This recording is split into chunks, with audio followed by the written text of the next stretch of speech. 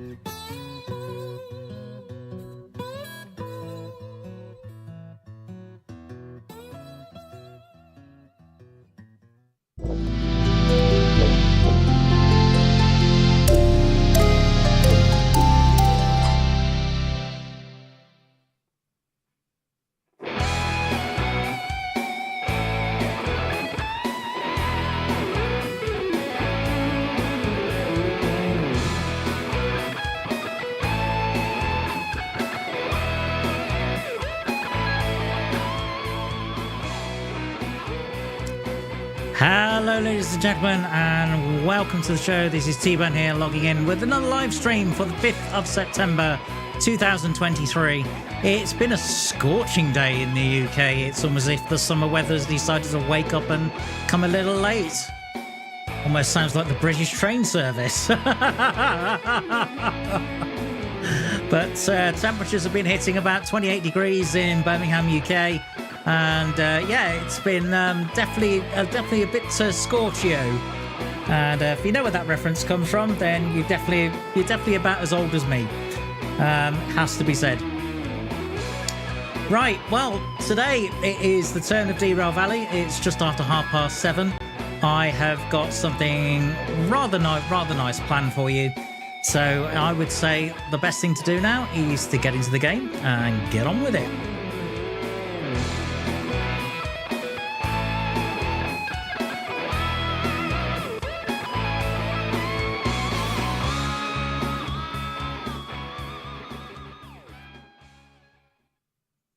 Okay, so just waiting for my save to load up.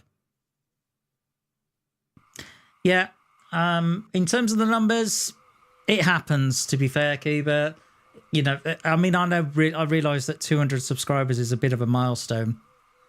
Excuse me, I got a bit of a tickle in the back of my throat. Oh.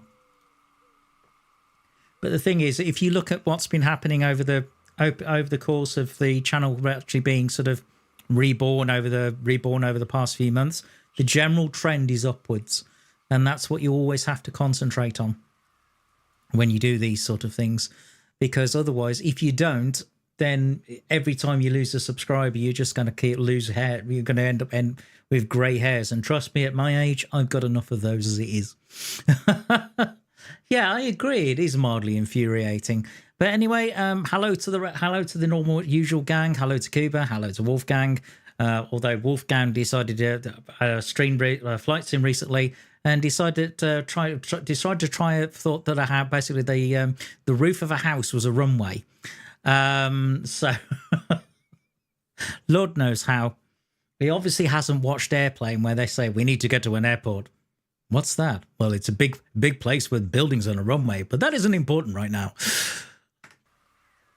So, what have I put together? Right. Well, as the description says, I'm testing these DH4s. So I've got two of them as a double header. I've got a huge amount of steel to take, and it comes out at 1,400 tons. So, yeah. This is going to be a challenge.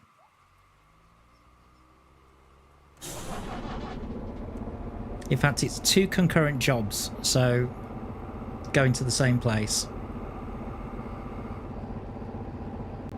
Right, so that started one. Let's get the other one done.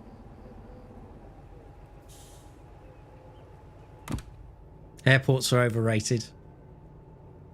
You didn't think about the airport. You didn't think about the air traffic controller. I think is the chief that says something like, as the crisis is unfolding, and you got this guy who's got like ex US Air Force, isn't it? But he has like a nervous breakdown, and yeah, and basically the head of the airport's going, "I picked a hell of a day to quit drinking," and all of that kind of stuff. Cuba, I actually responded to that comment. I don't know if you saw it. At the moment, shorts are taking a bit of a back burner because there are other plans afoot, and particularly after that live stream on Friday, very well received. I got some great comments from it. There's certainly a lot of interest in terms of views. Whether that translates to watch time and subscribers, we'll have to wait and see. But at the moment, it's looking very positive.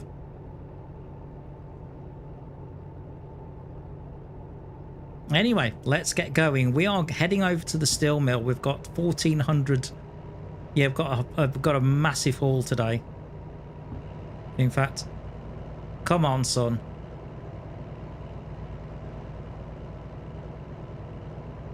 Huh. Of course, it would help if I took the brakes off.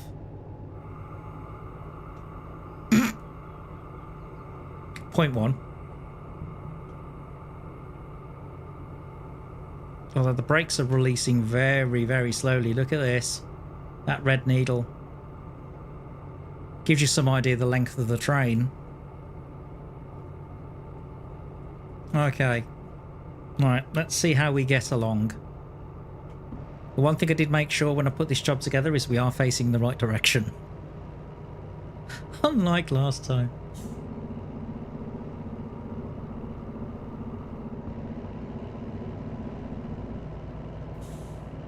But yes, Dee and I have been having a lot of chatter. Did you watch the Colonel episode? I did, yes.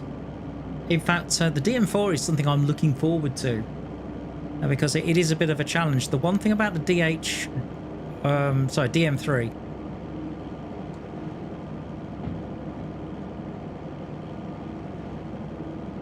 There you go. Yeah, the DM3.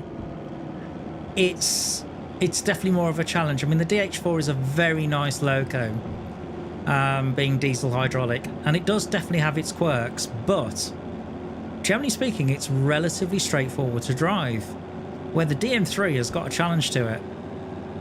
The only thing about it was he seemed to be labouring in gears, so you know the rev range wasn't quite right. But to be fair, I know the gear sequence is a bit complicated. But if you didn't know what the gears are, I think I'd be doing something very similar to him. That's it. So we're leaving Food Factory at the moment. and we're heading down to the steel mill. But this is quite a climb.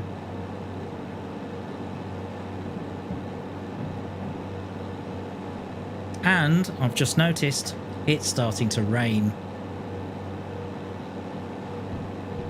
Why do you do this to me, Derail Valley? Why do you do this to me?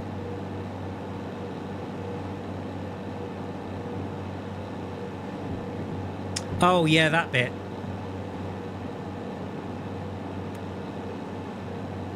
The thing is, though, Wolfgang, there are times, because I tend to use the default keys, and there are times when if I panic, I'll press everything, or I'll be clicked off a screen or something along those lines, and yeah, it doesn't go well.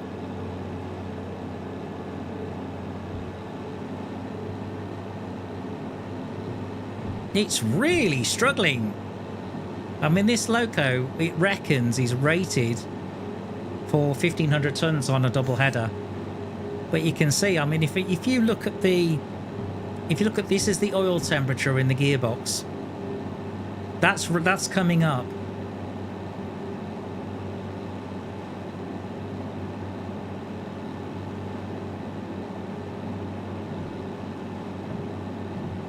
So I'm really pushing this thing.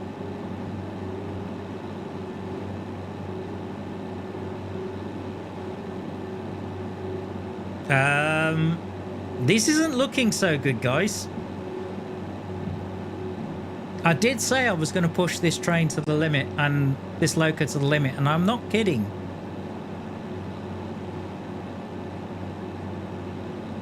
I mean, we're doing 10 kilometers per hour. We're now in the red on the hydraulic fluid.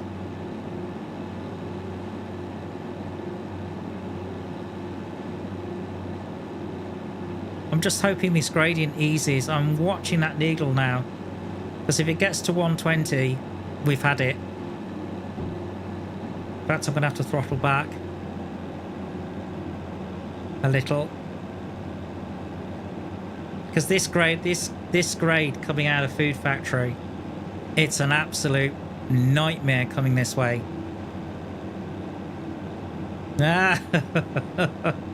We'll see.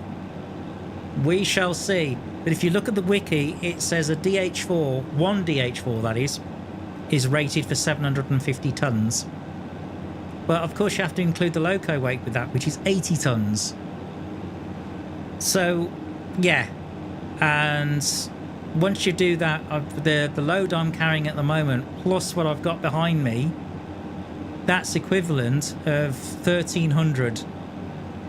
No, 1,300 and something. It's basically 1,400 tons we're trying to move. And as you can see, if you look at the sign ahead of me, that's a 2% gradient upwards. So that's a 1 in 50. So I'm trying to climb up a 1 in 50, and it's just about managing, what, 5 kilometers per hour at best? Hold on, did I start the other loco? Am I being dumb? Just a minute. Yes, I'm being dumb. That's with one loco. Shall we try it with the other one? Well, it might help if I did this.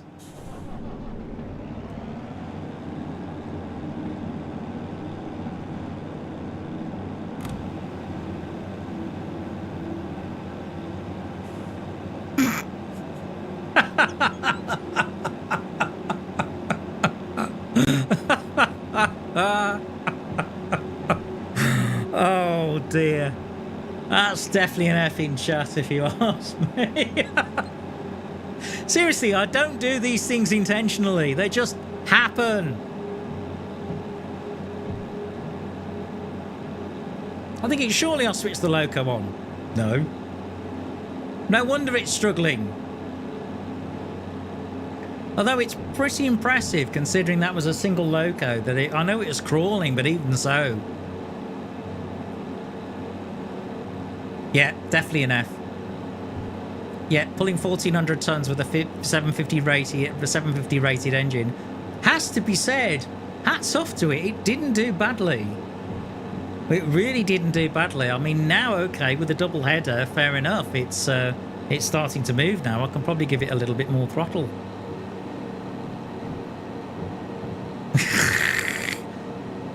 Hang on. You knew. You're just getting your own back, aren't you, because I teased you? Or were you just doing it for entertainment value? That's what I'm trying to work out, Wolfgang, to be honest with you. You know, just one of those things. Hello, Rod. Good to see you. It's okay. Don't worry. There aren't any late fees. I'm not monetized, so don't worry about that. And I don't think it would be a tradition I'd actually enforce anyway. After all, it's not as if you're clocking in at work.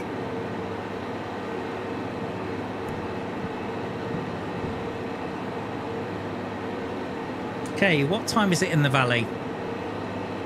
It is 7:30.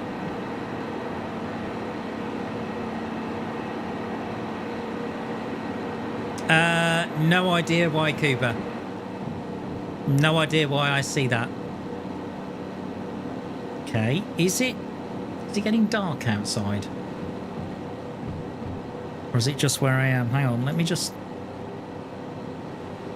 I'm trying to work out if it's the sun's rising or setting. We'll soon figure it out. Only me trying to pull a 1,400 ton train with one loco switched on. Apart from that, no, you haven't missed much. And a bit of Cuba was saying it's a bit annoying that I've lost a subscriber. But otherwise, no, not a huge amount.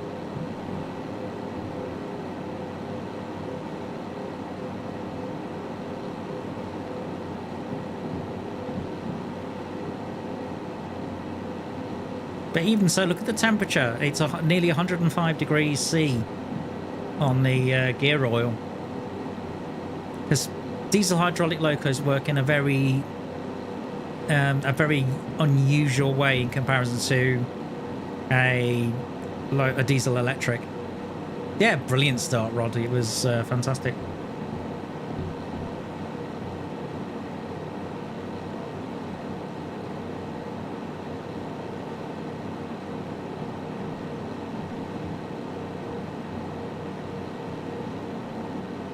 Okay, that's good. We're going to the right, which is correct, and we're not really going that quick anyway.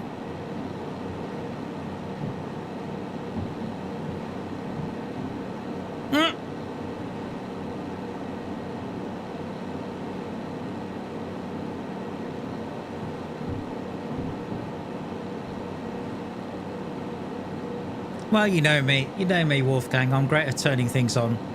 That probably explains why I'm single. Don't ruin another monitor, Rod. I thought that was absolutely fantastic on the stream on Friday. I think it's when D fell down a hole, and it was sat down this small hole, and he says, "Yeah, I found this small hole, and I don't know if I can get out of it." Yeah, that bit was just fantastic. If you haven't seen the replay, go and check it out. Although the one thing I will say, it's going to take me a while to chapter it properly. And the reason being is that because it's a stream where obviously myself and Dee are talking, I'm going to have to go through it quite carefully, because there's going to be different subjects that come up in conversation and so on. Isn't that gorgeous over the bay? Beautiful. Look at this. Wow.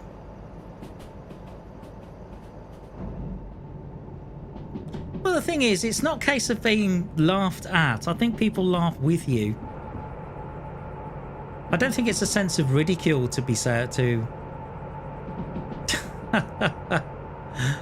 To be fair, if you can, I don't know whether if you're going to do flight sim and you're going to do that kind of stuff, then maybe. But I think you've got to be careful though, Wolfgang, that it doesn't become what some people would consider to be a one-trick pony. So they think, oh right, here we go, he's going to crash again. That's one of the things about it.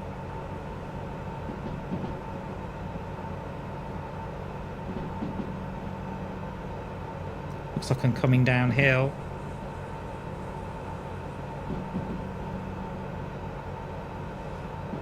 A little bit of train brake, I think.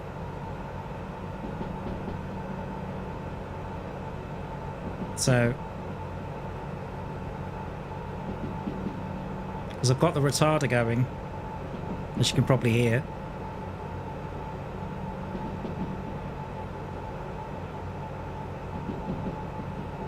Generally speaking, though, the stream that I did with D was well received.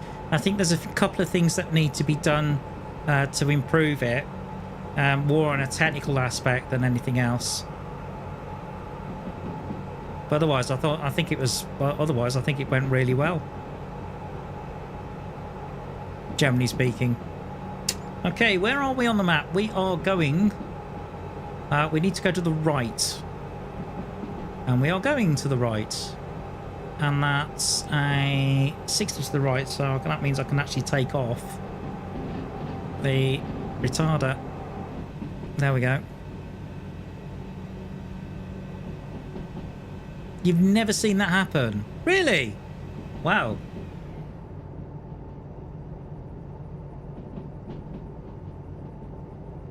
I think there's a few things in presentation that we need to do, because we were discussing about having D's camera possibly in the bottom right hand corner of the stream, or possibly having also his perspective when he goes off on his adventures, just to give some people, you know, an idea, almost like a picture in picture.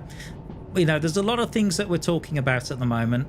I mean, one of the games that we're talking about, because I've recently acquired Factorio, which is kind of the godfather of factory games if you think about it. So we are talking about potentially doing that as a stream, but if it's going to be a stream, it might be a bit of a late night one where we're still discussing it, because I have to try and figure out where I'm going to fit it.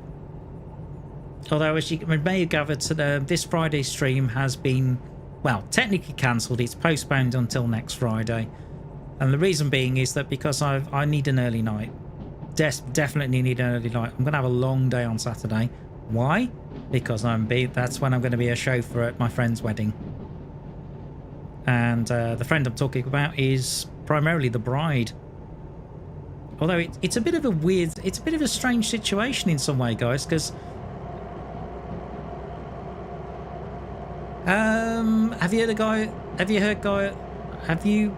guys heard of a song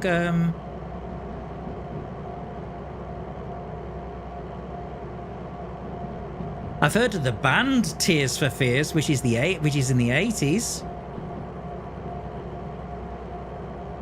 Yes, well, I'm being the chauffeur. You know, three-piece suits, you know, chauffeur's cap and all the rest of it. But it's an interesting situation because I'm primarily friends with the bride. But the thing about the bride is,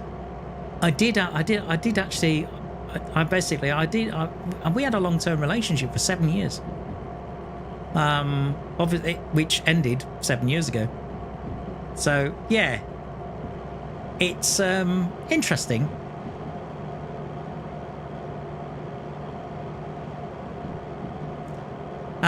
No, I know there's a band called Tears for Fears, Cuba, but I don't know whether there's a song called Tears for Fears. But that's 1980s pop, that is. But certainly in presentation when it comes to the stream, I think there are things that can be done. I mean, I did a bit of editing out of that stream, and I think it helps with the presentation overall, because when you looking at the replay, you're not having to skip the start. Oh, yeah, exactly. We have remained friends, and actually, she's now one of my best friends. You know, she's amazing. And the guy she's marrying, nice guy, really nice guy. Couldn't have done better. But the one thing about it, Rod, had I stayed with her, I would say the one thing about it is that it wouldn't have. We wouldn't have ended up having a family because she didn't want one, and I've got to a stage now where I do. So I think that would have caused tension between us anyway. Okay, this is a nice fast piece of track. 100. So let's give it the beans. Ah, John Toso. Speaking of musicians, Wolfgang, I did check out Chris Stapleton. Great artist. Was it Tennessee Whiskey? I think was one of the names of the tracks. Really good. Fantastic voice. I can see what you mean about country, but also I could hear other influences in it. I could hear a bit of soul and a bit of other genres. Good stuff.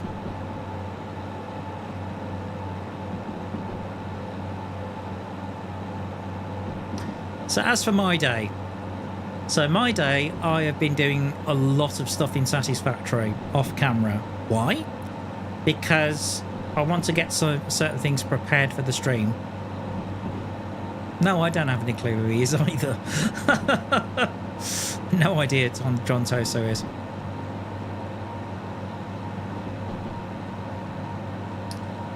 Yeah, I want to get some things prepared in the factory, particularly, and I want to try and get that main factory up and running next stream. But that means I've got work to do in order to do that.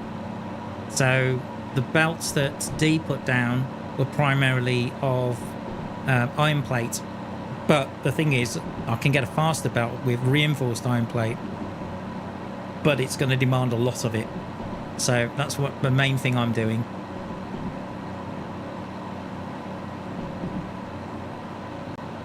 Okay, it's hauling pretty well actually. Not bad at all. Okay, how are we doing? We're almost there.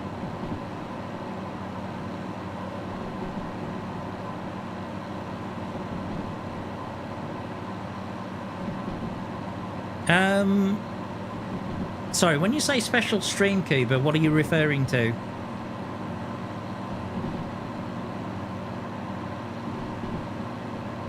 I'm curious.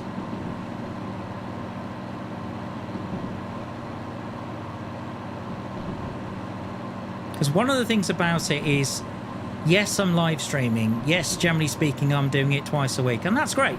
Nothing wrong with that at all. You know, you guys actually, you guys seem to enjoy it and enjoy the conversation that we have, and that's all well and good. You know, that's fantastic, and I enjoy doing it too. Right. So Dee and we are Dee's planning to come back and do another one. So that'll be Friday week. But we do need to have a chat about certain things to do with, you know, more technical details than anything else. Okay, so we're coming into steel mill. That was nice and quick. Okay, let's put the brakes on and figure out where we're taking, because it's two jobs this. Let's figure out where they're going.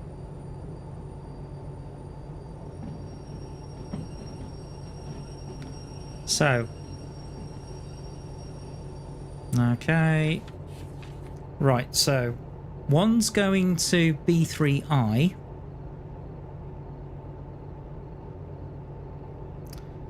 which I think is ahead of me, and the other one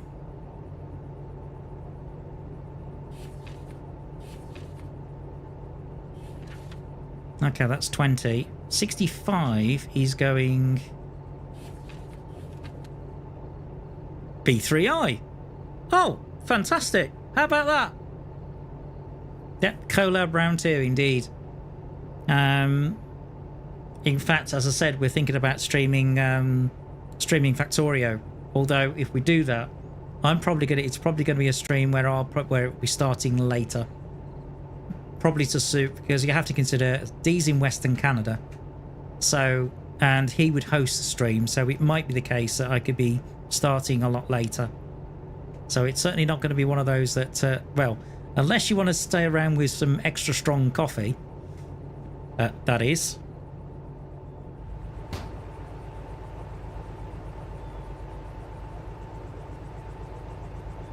Yeah, he did.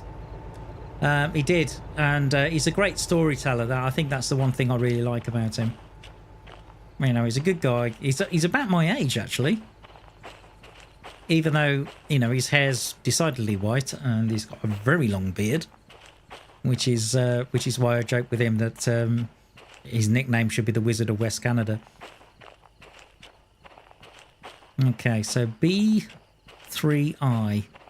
When the crowd say ball, select.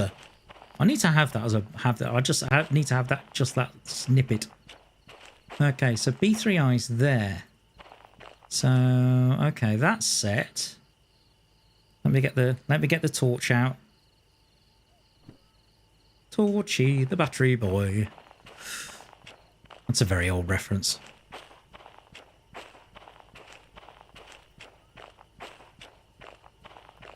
Meanwhile, our friend in Australia has obviously been Andy has been keeping on top of streams, albeit through replays, and I'm getting some interesting comments from him.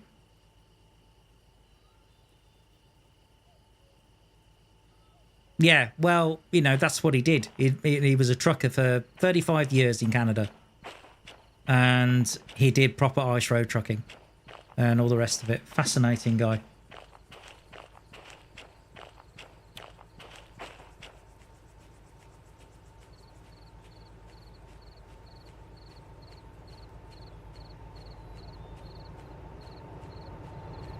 Okay, well, back to the cab. Felt like driving this one in rather than using the remote. It's relatively straightforward. Okay, brakes off, here we go. Oh, that's one thing I was looked into. This whole thing with, you know, real size locos having remote controls, it's a real thing. Couldn't believe it when I saw it. But yeah, certainly with freight locos, it's an actual real thing. So that's where. So it's not an idea that's made up. It is an idea that actually does happen in the real world. So fantastic stuff. So hats off to the developers of Derail Valley. I think it's Out Future, is it? I believe it is.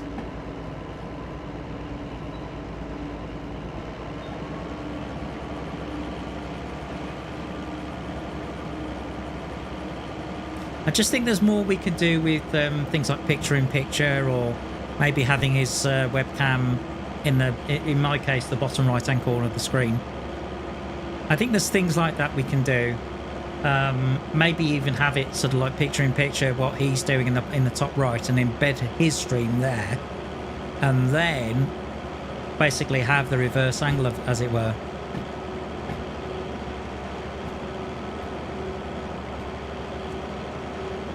What happens when the controller disconnects? Basically, the train just carries on with the last instruction. Although, certainly in Derail Valley, but the thing is that because they tend to use them in shunting yards, and one of the safety features is that the actual remote control that the operator has. Oh yeah, yeah, absolutely. When he's talking about that some of it was just done for effect. I can believe it though, for a television show. I can wholeheartedly believe it, that was the case. It's one of those things, you know. Of course, you know.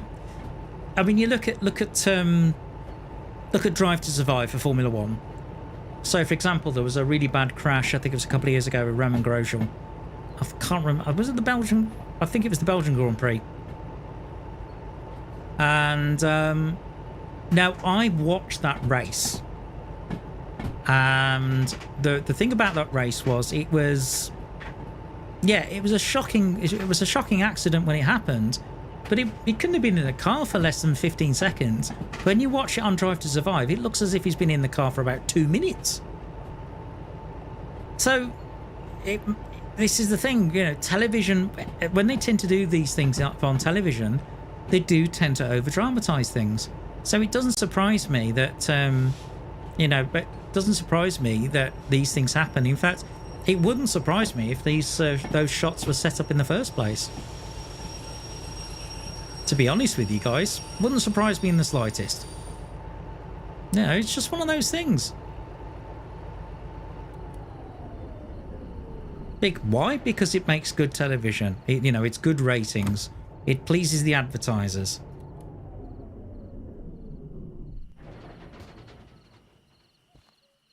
So there you go. It's oh dear. I think you've got me started on it now. Ah dear, right. Hit me with your swizzle stick. All right, here we go.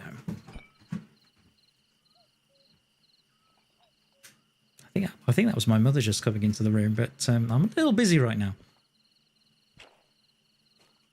Probably not too urgent.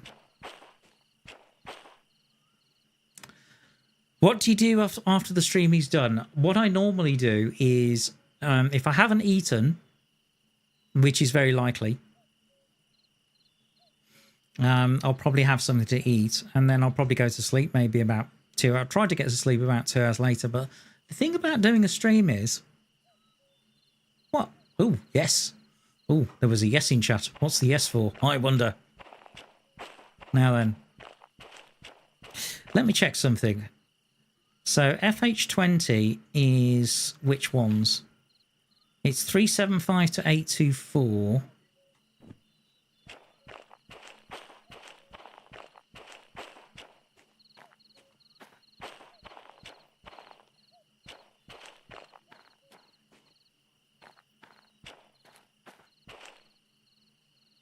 And then 65 is 987 to 765.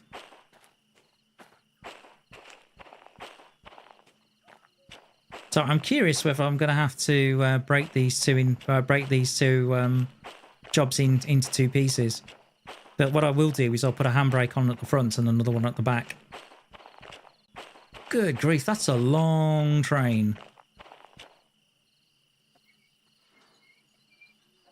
It definitely said B3I on both.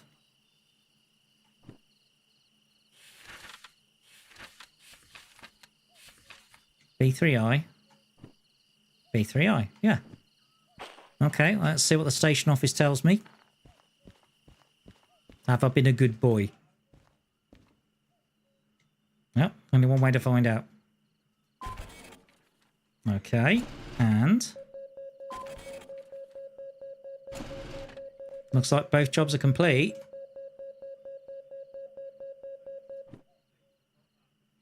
Okay, that's one lot of money.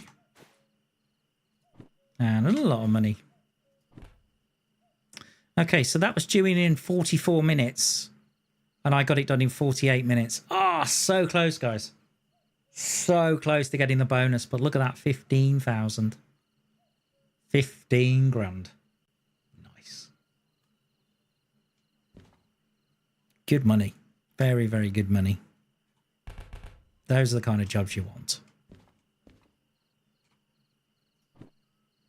And that's 16,000. So that means we've got a grand total of 30,000 out of that job.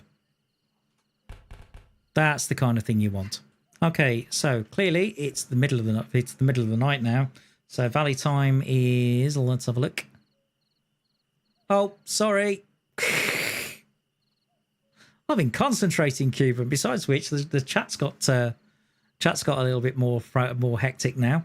So it's just gone midnight valley time. So I think it's time to find a sofa. Yeah. So what time do I want to sleep till? I want to sleep until 5 in the morning. Probably. You're absolutely right, Wolfgang. If I'd actually started the rear engine, you're probably right. Right. Good night, all.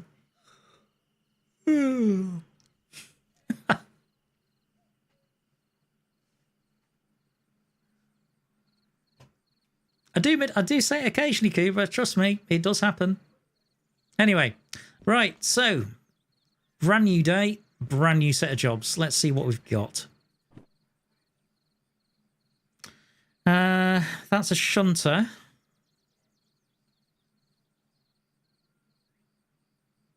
$8 hours. Certainly 8 hours in game. But as far as myself, if I get a bout of chronic fatigue, 16. About 16 hours. You can guarantee it.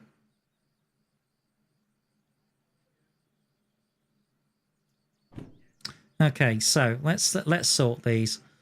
Let's go down to Harbour and Town. Okay, so put that there. I tend to sort them by where they're going. Machine factory.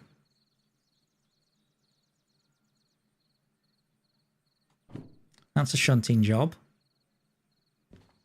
All right, indeed, straight back to work. Although, if I had my way about it, I'd have a full English or a bacon, nice bacon and mushroom sandwich. Brown sauce. Definitely brown sauce. Probably a very strong coffee as well. Okay, that's going to Machine Factory. Mind you, we've been to Machine Factory quite a few times. So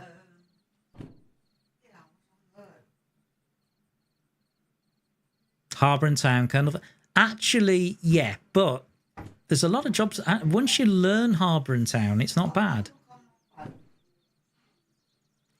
Okay, hang on.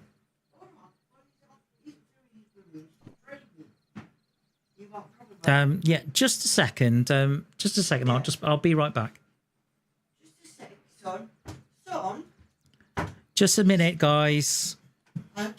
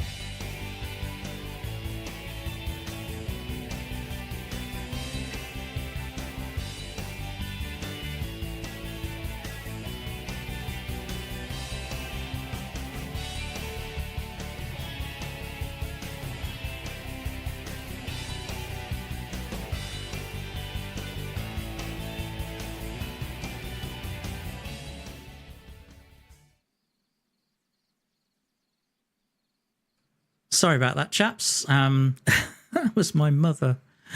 The one thing about don't get me wrong, I love her. Obviously, I mean everyone loves their mother, but I think she's having issues with her memory, and she actually just asked me at 8:10 at night, "Do you want any breakfast?" Bless her. But the other thing is that when she's on the phone, oh my goodness, she's loud. Really loud. So if you heard anything in the background, there's not much I can do about it. And the door was open. It's like, oh, because she came in earlier. It's like, she knows I'm streaming. Anyway, moving on. Oh, dear. Right, let's carry on, shall we? Right, okay, there's another shunter.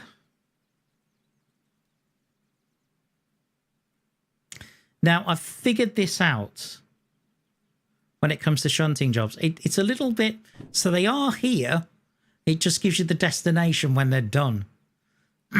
Right. Okay. I'm all... Right. Oh, bless. I'm sorry to hear that. That must be really hard, Wolfgang. I mean, my father had Parkinson's, which was pretty tough. And died nearly 2 years ago now. So, yeah. But the thing is that it's only just started. Although sometimes, I mean, having a bowl of cereal at night is absolutely fine. You know, there's nothing wrong with it. Steel mill to food factory. That's where we've just been. Okay, food factory, food factory. So I'm just sorting these jobs out at the moment. Yeah, me too. My thoughts and prayers are with you, my friend. City Southwest. City Southwest is somewhere we haven't been on stream. I don't know how many jobs you get out of that. All right, it's back to food factory.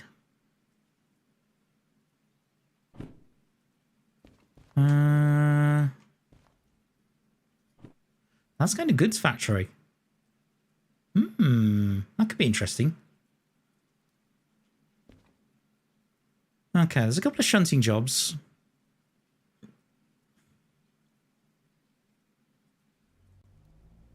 Okay. What to do, what to do. Choices, choices, choices. Right. Now, do I have that option? Yes, I do. Okay.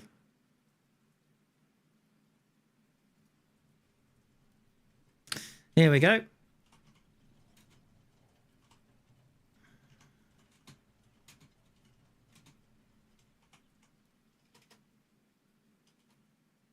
It's going to it. Oh, it's going to girlfriend.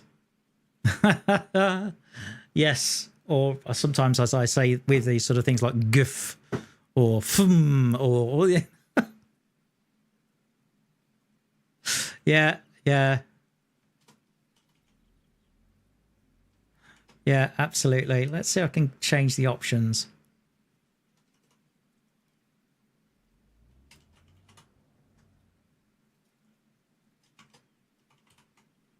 Okay, so I've just set up a poll in chat. I'm going to let that run for a bit. So, right, I'm going to let that run for a minute or so. You've got the options, whether you want me to haul something or whether you want me to shunt something. Okay, at the moment, let's have a look. Right, we've got one vote for haul. I'm just going to introduce a little bit of music here. And also, I'm just going to put myself into the chat screen. The corrupting influence of the Colonel. Oh, I think he's a bit like, well, is he really a corrupting influence, though? I don't know.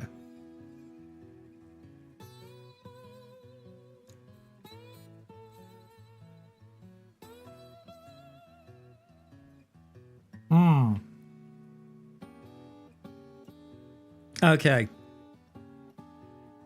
Oh, 75%, 100%. Okay. Getting a few more votes in. This is good to see. Okay, I'm going to close the poll. 10, 9, 8, 7, 6, 5, 4, 3, 2, 1. Okay. Right, results are in, guys. So, after a grand sum of 4 votes. Oh dear. We're gonna haul. Okay, so that means we can forget all the shunts. I can put all the shunts in the bin. Now, what should we haul is the next question. I'm not going to do that. You'll have to show me how you set one of those up. So if you go to your chat window, Wolfgang, and you're streaming, in the bottom left-hand corner where you see like the emojis, there's a little plus icon in a circle, and that's how you do it. Anyway, so I'm going to put that one there. Okay, so first of all, we can take all of the shunt jobs, put them in the bin. Thank you. I think you agree my filing system is a little bit tidier. You know, I've seen other people play this game and the jobs go all over the shop and everything else. I'm thinking, why? Okay, so we've got a couple of freight hauls. We've got 2 to Harbour and Town. Okay, let's get the calculator out because I'm feeling lazy today. Okay, so that's going to be, let's see, 171 plus 228. That's 400. So you could do that with 1 DH4 quite easily. So we can do that. That's no problem. The one I mean, there's also Machine Factory, but we've been there, which is moderately forceful. We've been there quite a few times. But I think, to me, the one I would like to do is Goods Factory, actually. 392 tons, which is one job. Although, going to Harbour, I don't mind going to Harbour. Chas is ahead of the stream. How is that possible? That can't be possible. Oh, you mean the stream's got a delay? Oh, sorry. Derp. Let's see. 48, 55. That's really light. I think I'm going to do one hit. Because what does this pay? That's, mind you, that's 8, 10, that's 18, that's 15. It's going to have to be Harbour. Steel rails, Harbour. Okay, so we're looking for maybe Tbone behind. Okay, so we are looking for FH 02, and we're also looking for FH 44. Okay, let's go down the yard and have a look.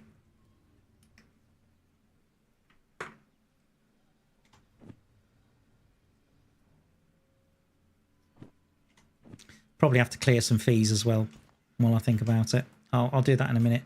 Anyway, it is now 25 to 8 Valley time. Newsflash. Tbone tries to walk through a glass window.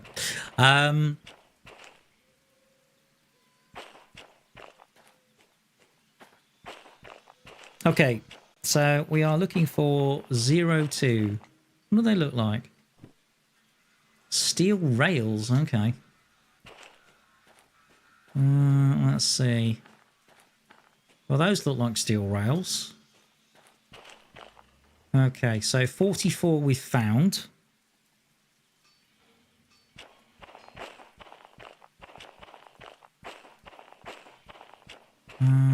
It's not those.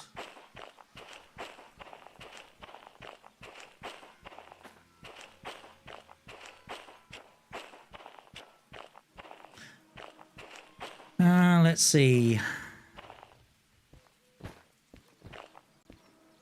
Okay, so I've got one of them.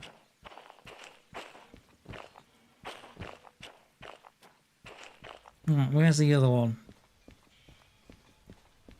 Let's have a look at the map. So, steel mill. Oh. Ooh, blimey. B, 7L, 6L. Wow. That's a lot of stuff coming off that one tributary. Okay, so I think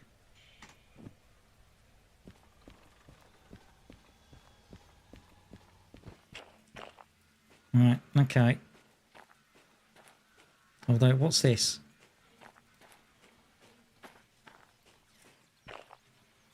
We've got it. There's 02. There's 44. Perfect. Excellent stuff. Okay, so the thing is that I hate. Really, it's a job for one DH4. So I'm gonna. This is going to be a bit of a weird thing. I'm going to leave a DH4 behind. Whether this is a good idea or not, I don't know yet. But we'll see. All right. Okay, there we go. Thank you.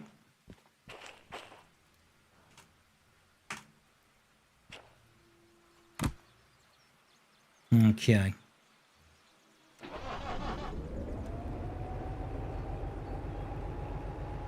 Right. Although, this one... Let's get the remote out. Okay, so F to enter. Look at pair the loco.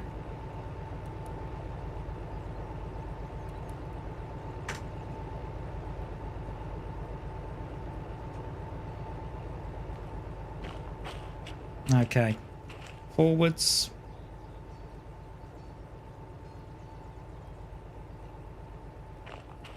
Right. Now, you ask about the name Tbone is Gaming. Okay, so first thing, why Tbone? Okay, it's not because I like it's not because I have a penchant for steak, even though I do like steak. No, what that is, that part of it, it's very simple. Oh, hang on, somebody put the handbrake on. Let me just check.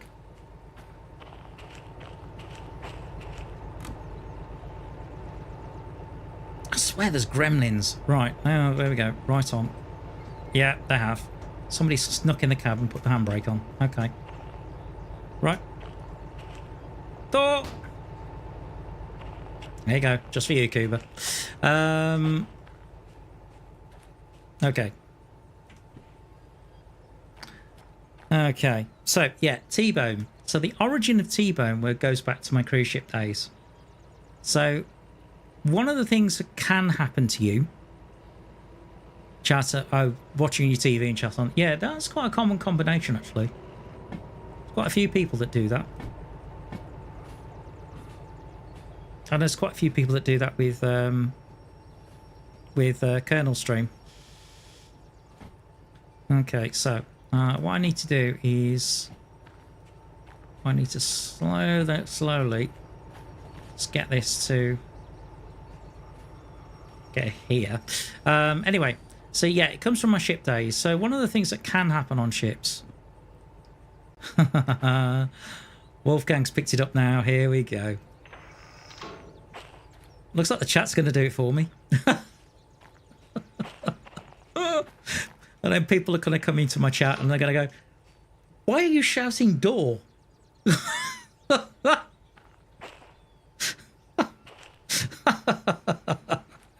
I quite like that notion. We'll certainly distinguish the regulars from the new people. So, yeah, one of the things that can happen on ships is you can get a nickname. Now, this is on the Horizon. So this is the second ship I ever worked on. And it was a ship that used to be... It was quite a small cruise ship, actually. It was part of Celebrity Cruises. Anyway... there was a Detroit trumpet player, fantastic guy, and he gave me Tbone as a nickname. Trombonist, I assume, but anyway, I liked it, so the name stuck. And the reason for is gaming is very simple. You know, it's an indication of what the channel is about. You know, it's a gaming channel, and it's what I'm doing. But also, it suggests that the channel encompasses gaming on a wider scale. So, you know, potentially, I envisage the channel it's not just going to do live streams. This is what happens when you're a mod. You can break the rules, mind you. You should set an example, Cuba, Mister.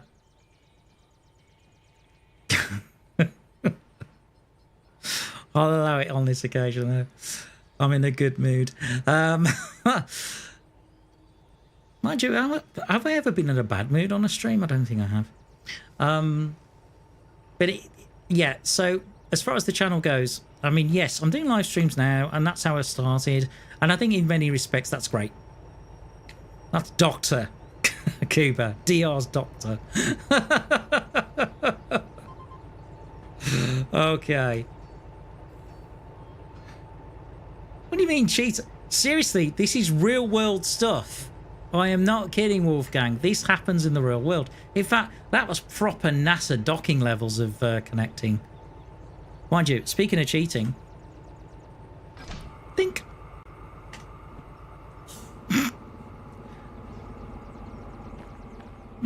Okay, I'll give you that one.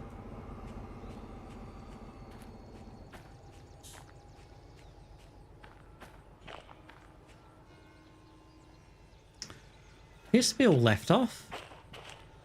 Left off. Left off. Yeah, it is. Okay. So that's O2. So what I can do now is I can marshal this forward. No, forward. Forward, Tbone, forward. Oh, Cuba's cheating.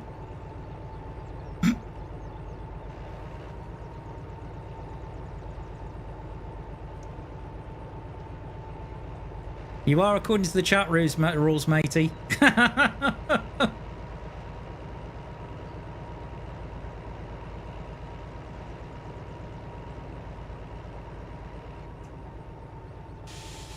Indy off.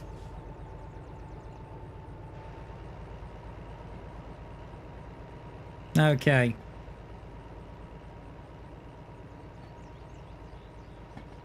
So anyway, as I was saying, I mean, yes, I've started doing live streams, and that was made.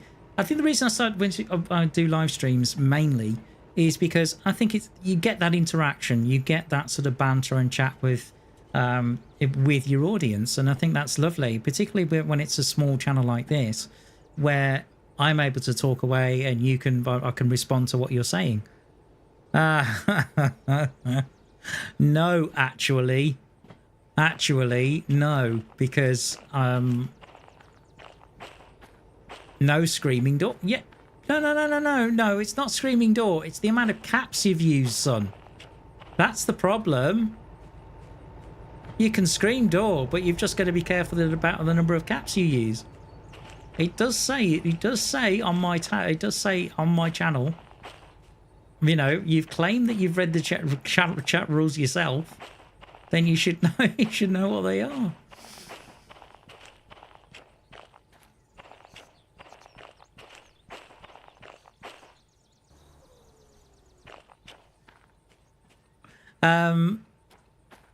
Yeah, you can have it in caps to a certain degree. You just can't have an excess of them. I think the rule when I had stream elements was about 10. Careful, Cuba.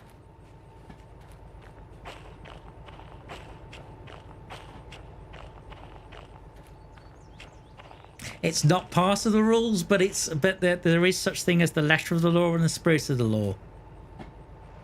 Son, trust me. You don't want me to time you out, and you don't want to lose that spanner against your name, do you? Otherwise, I'll make somebody else a mod, and I'll quite happily do it. I gave you that as a badge of honor to a certain degree, but also you have to live up to those expectations, son. Trust me.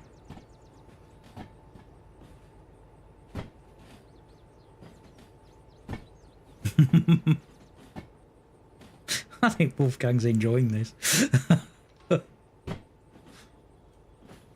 Weirdly, so am I.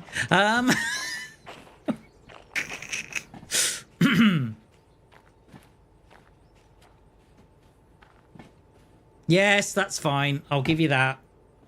I'll give you that. That's better. That's fine. You can have that much in caps. That's fine. I think it's up to about 10. There you go. Hello, Tia. How are you doing?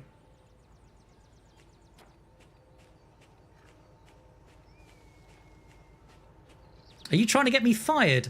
You're doing it yourself. You're doing it yourself. Goodness me. Doesn't take a lot of effort, does it?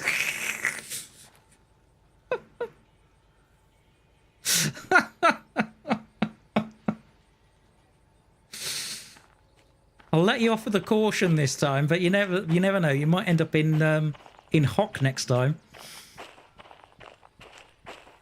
All right, where's that? Yeah, I think the other rails are this way. You're doing a good job yourself. Oh, okay, there we go. You are talking about Cuba, right, rather than me.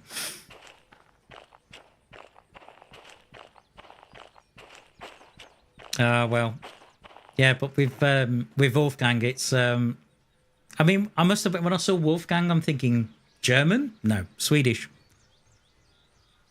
I wonder whether the Swede.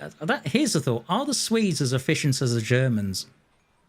Because there is such thing as, the Germans have this reputation for efficiency, for being efficient and precise and all the rest of it. I just wonder. Although the one thing that's a little bit strange in creation was the S tank, which the Swedes will tell you it's a proper tank, and yet World of Tanks will tell you it's a tank destroyer. But yeah, according to the Chieftain and everyone else, it's definitely a proper tank. Okay, so this should be coming into this siding now.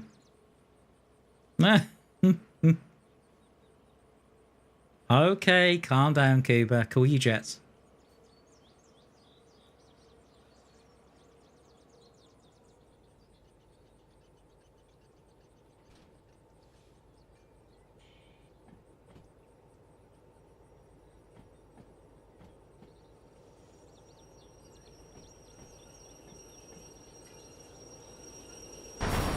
Oh, that was too harsh. Oh, that was way too harsh. Oh, that's where it comes from. Okay, I got you. Okay, well, these are definitely rails. Okay.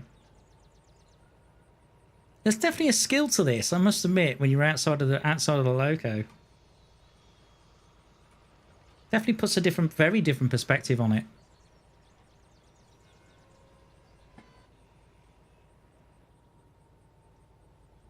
Something tells me I may have to pay for the damage on that one.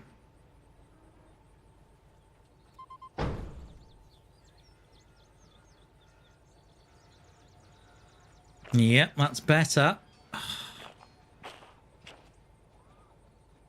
Seriously, the handbrake's on. I'm going to be chasing this at 1 mile an hour at the moment. Hang on, is it? Or about, no, right on. Thank you.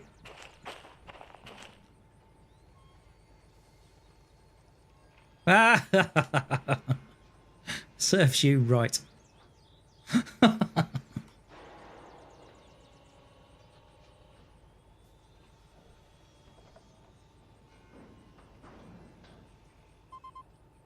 Okay, good stuff.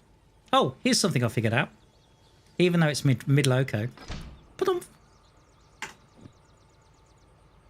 Mid-train. There you go. Done.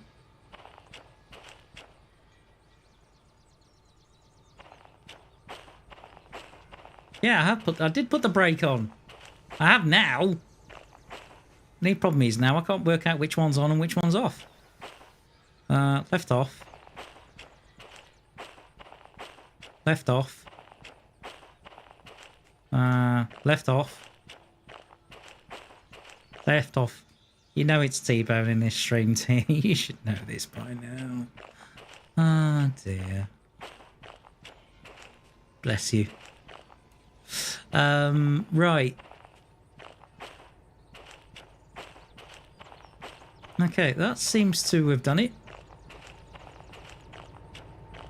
Yeah, true.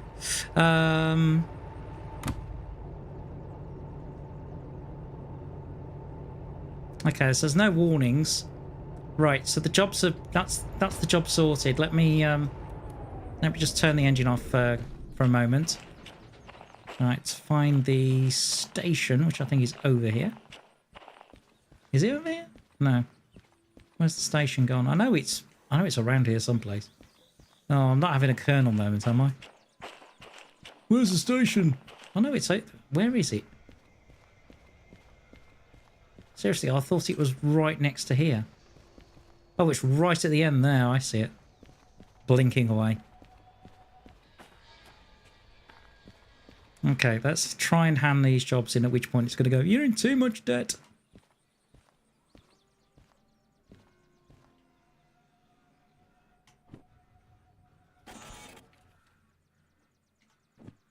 That didn't sound positive. That sounded like you need to clear your fees. Okay. Ooh, right. Pay your fees to reduce your copay. To 1900. Okay. Right. Bye-bye to my money. I must admit, this is a little bit fiddly.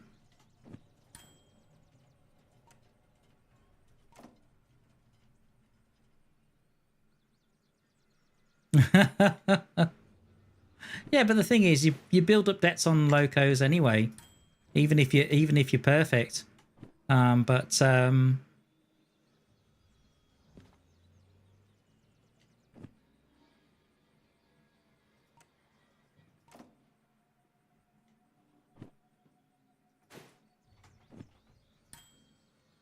Okay, that's cleared. Right, so O2. Oh.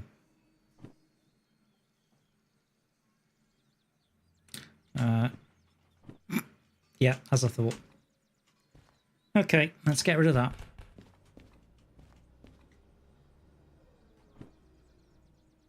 And this one. Thank you. Right then. Yep, just a bit.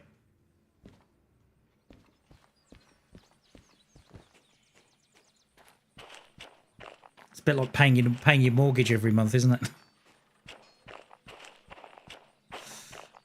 Right, so I'm parked this way. Actually, that works. That's fine. We can go southwest and then go that way. That's fine.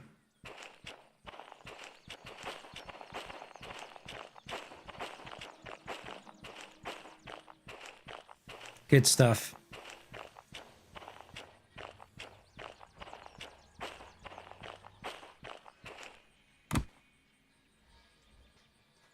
Okay, so lights fronts this way, lights rear that way.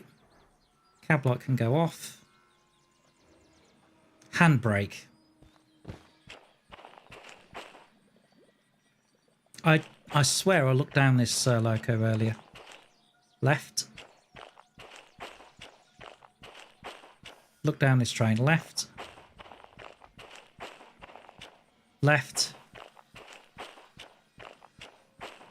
Oh, don't tell me the game's put it on the loco. It's almost like having a gremlin. Yeah, certainly not on the length of the train. Okay, Wolfgang. Well, it's good to see you, and I'm sure you'll catch up with the stream later.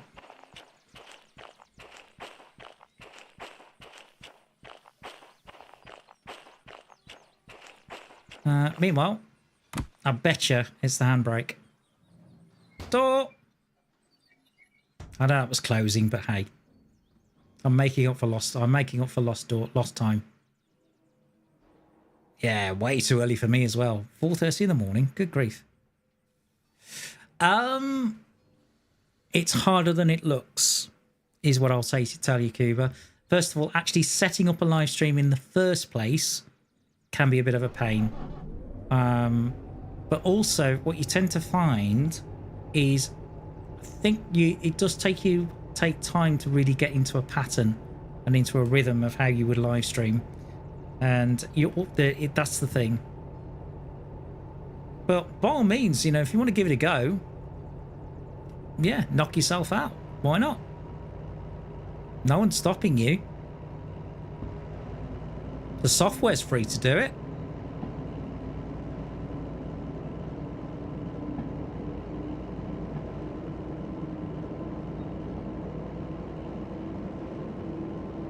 I suppose what you have to think about, though, is what are you bringing to the stream? What is it about your stream that would make somebody want to tune into it? That's the thing you've got to think about.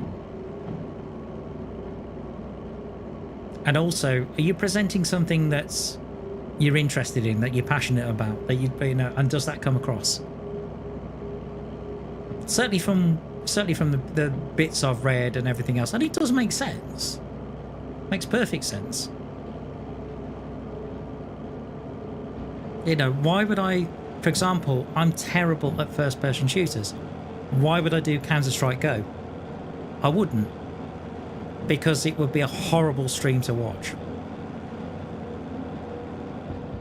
Alright, where am I going? Wrong way. Oh, that was close. That was definitely close. Okay. Right, let's crack on.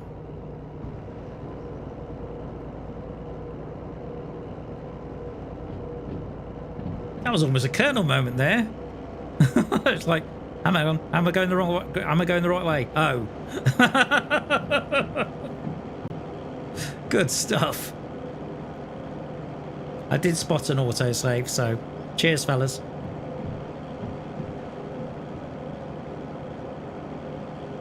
Thank you very much, ladies and gentlemen.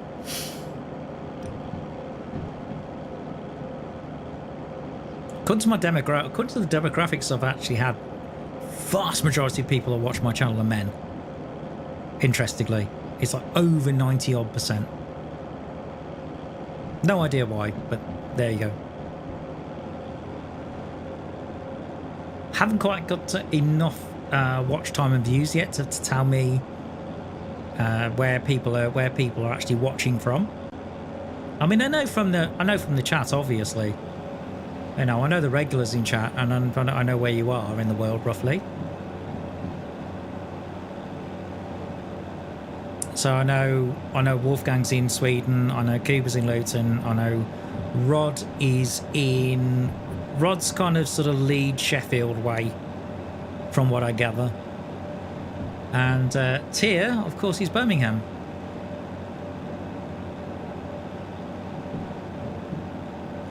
Well, this is the thing. I mean, you go to anyone who's made videos on YouTube and you look at the first video they ever made in comparison to what they make 3, 4, 5, 6 years down the line, it's going to be completely different. Look at some of my early streams in comparison to what I'm doing now. You know, look at how has it changed? How has it developed? What is it about the streams now that may be more engaging, for example? You know, what is it about my streams that keep people coming back? Like Kuba, like Wolfgang, like Rod, and so on. Why do those people tune in?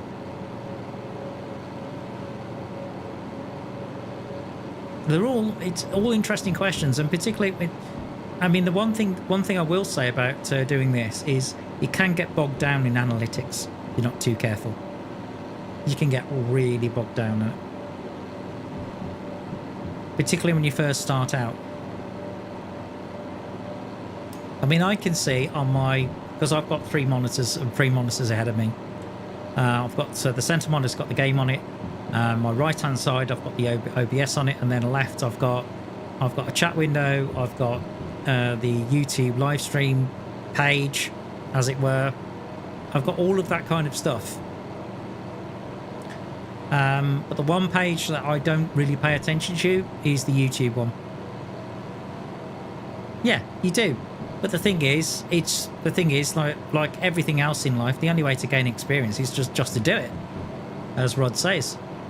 This is why it can be frustrating sometimes if you're trying to go for a job and you look at the job description and think, I can do that, but they won't give you the job because you haven't had the experience of doing it. It's one of those things, because my previous employer, I was there for 10 years in doing customer service, and I wanted to potentially move into something like team management and something like that, but could I get into that? No. In fact, one of the things about it, I remember one company I worked for, and I talked about going in for like team manager or something, And I said, well, you had experience as a team manager. We'll give you a chance, opportunity to apply for a job as a team manager. I said, what if you don't? Yeah, but I don't have any experience, but I want to do it. Well, it didn't take me 15 years to get 10 subscribers. You know, look at my channel. It's 9 years. It's 9. I think it's 9, nearly 10 years old, but it has had a break. And you've got to consider, for me, I think my channel got down to about 180 subscribers, and in 3 months I've gained about 20. So it's doable. It is possible. It's one of those things where you have to believe in yourself. But as I was saying with the team manager's position, you know, there's people that will say, well, we're looking for an experienced team manager, at which point you get the whole job experience job thing. And you think, well, that's fair.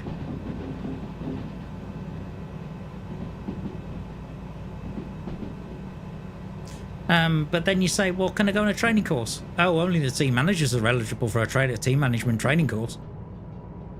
At which point you just feel so deflated. You think, what is going on? Because one of the fields I'm thinking about looking into is transport planning, particularly trucks and commercial and that kind of stuff. And I know I could do it. I know I could do it. But a lot of the jobs they say, we're looking for an experienced transport planner. I'm thinking, oh, great, here we go. But at the same time, am I well enough? I mean, you've got to consider... There you go. There's one person that will watch you.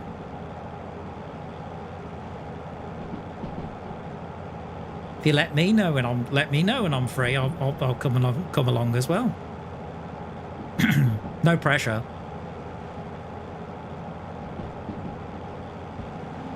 None whatsoever. I seem to remember this is quite a fast piece of track, so I can get the speed up.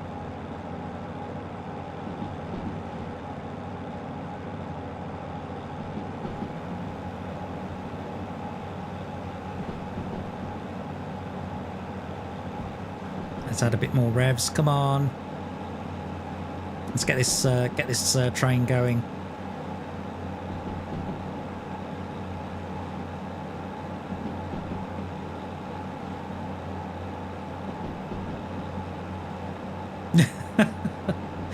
Lord knows what'll be. Lord knows what'll happen in 5 years. I mean, the answer, yes, is yes. Of course, he does. From a Christian perspective.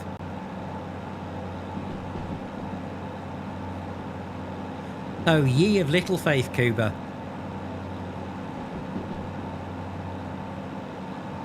See, if you go into a stream with that kind of attitude, it'll come across. The one thing I remember from teaching, because I was a classroom teacher many years ago, the one thing I know about teaching is children can smell fear. They can smell, and not only that, they can sense when a teacher lacks confidence. And I did back then, which is why I struggle with classroom management. I have a feeling now, if I went back into the classroom now, I wouldn't have the same issue.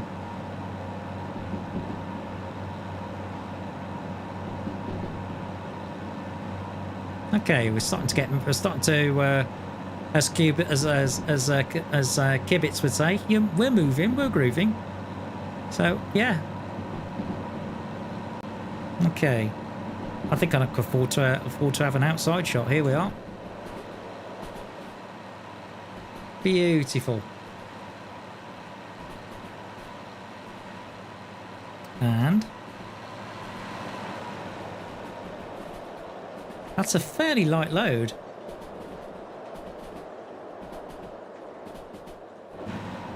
Okay.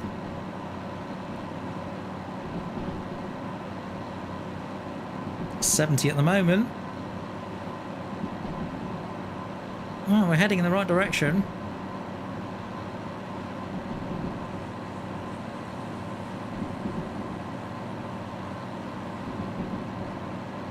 Oh, I might think about backing off in a minute.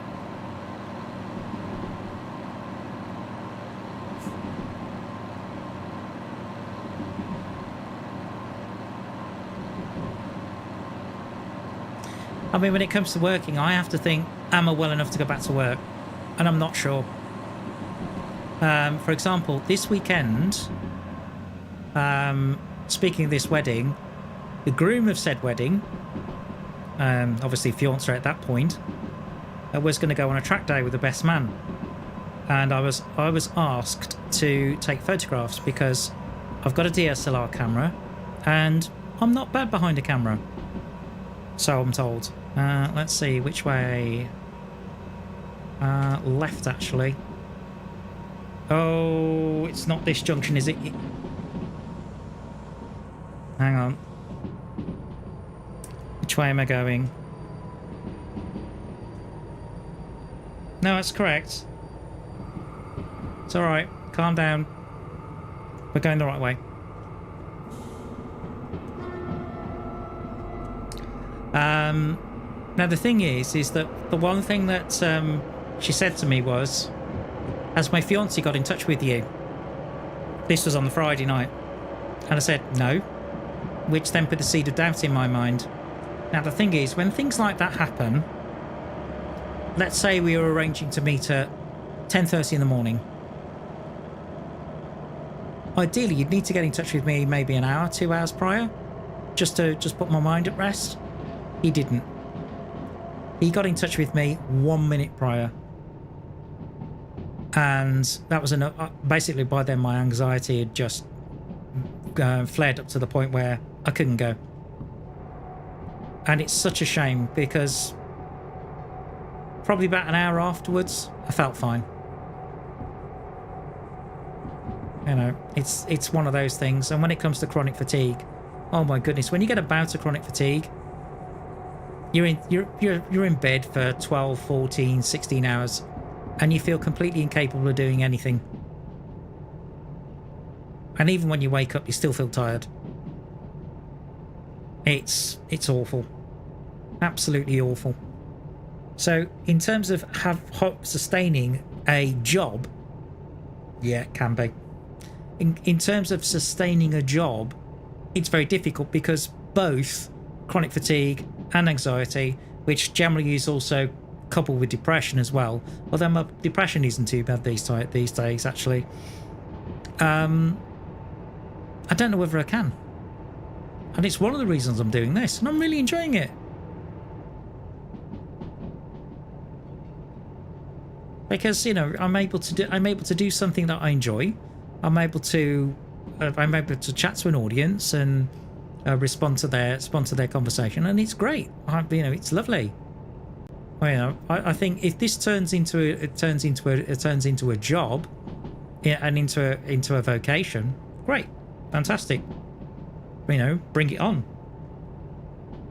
It may or may not, but you know something, I don't mind, because I'd still keep doing it. It's one of those things. It's like when you take up a musical instrument. Very difficult to give up. I think I only know of one musician out there who has sold all of their instruments. Right, so there's 40 coming up. So, slam the brakes on.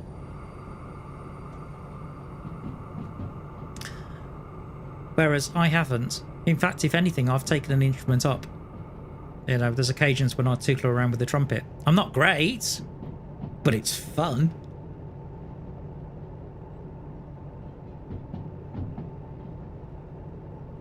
Meanwhile, if you think my hair's a mess, you're right. I'm having it cut on Friday in readiness for the wedding. Thursday, there's actually someone coming around to valet the car in preparation for the wedding, as you know, me being chauffeur. So that's happening. Tomorrow I'm going to the hospital, as long as I'm well enough to do so. Just a routine check, nothing serious, but they're just looking at my kidney function. Having had because I'm sure regulars of the channel will know that I've got a kidney transplant and I've had it for nearly 5 years. But the last message I had was, your kidney function is deteriorating, but they didn't say by how much. You know, there's a real difference between a steady decline and it falling off a cliff. Mind you, if it fell off a cliff, I would know about it.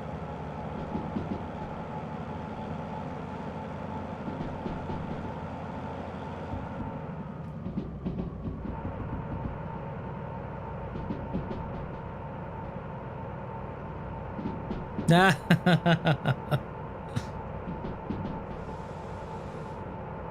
you, is that a bad thing? Hang on, where are we going? That looks like that looks like we're going the wrong way. Hold on.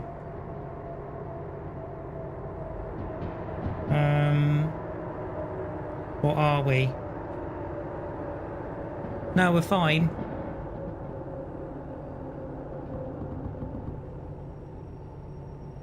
We're fine.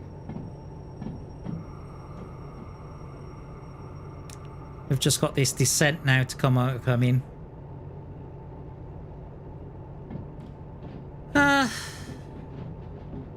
Well, hopefully, yeah. But the thing is the reason my kidneys failed in the first place is because I have a rare condition. In fact, I looked it up recently. I think about 1 in 2,000 people have it, and it's a condition where your antibodies form long chains of molecules, and because your kidney has a very fine filtration system, it's unable to pass through, and it starts irritating the kidney and damaging it.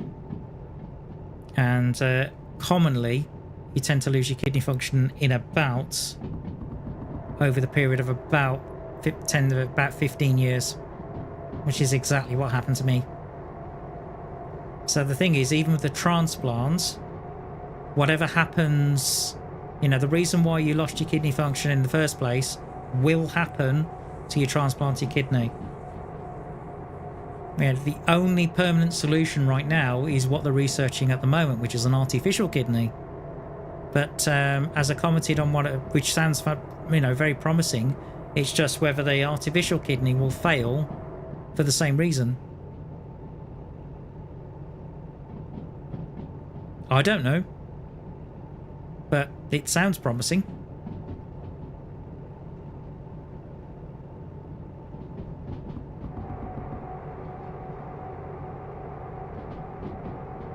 What if my transplant fails? I'll be back on dialysis scuba. And I'll be waiting for another transplant.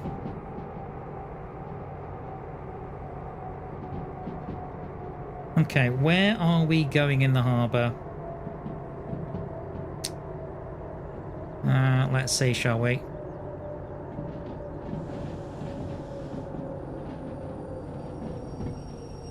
Let's have a look at the jobs.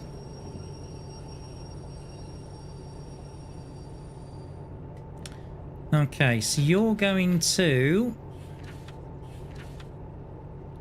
Wow, gee, blimey. Okay, so you're going to G5I.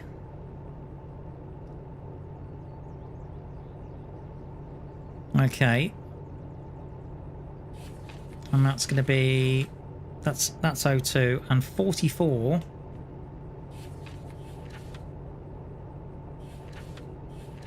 is going to C2I.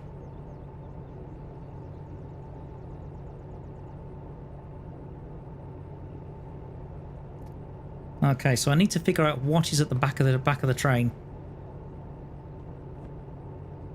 Give me a sec. I'm just going to turn the engine off for a moment and take a look.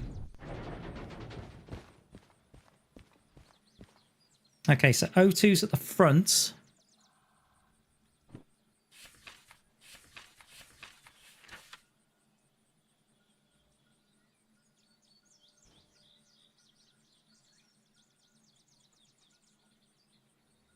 So O2's at the front and then 44's at the back.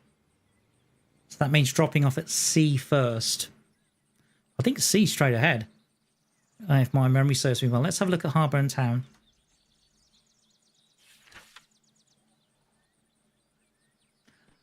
Oh, it's there. Right, so for C, it's probably best for me to reverse in. Okay.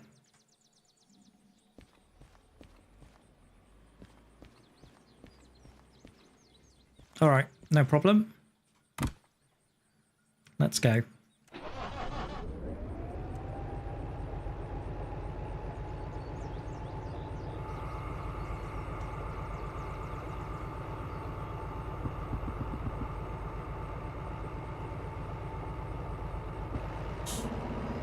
I think this is the junction, actually. Right, so while that's doing its thing, I'm going to go... Yeah, this is the junction for C.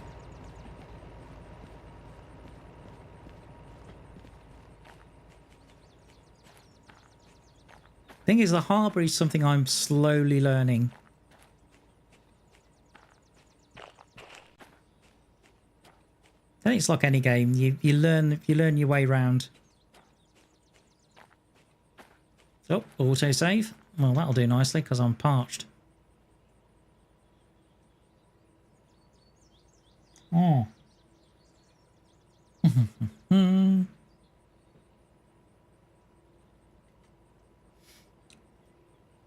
Oh dear, that's better.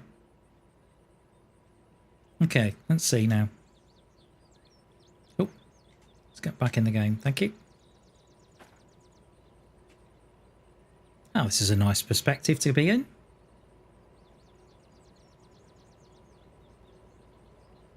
Okay, back there for speed's fine.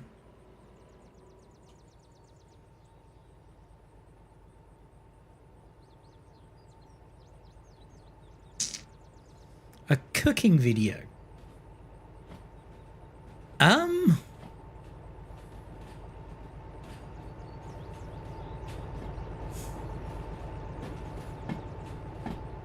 Well, what's the recipe, Cuba? Tell us about it. It's a bit of a curious one to put in there.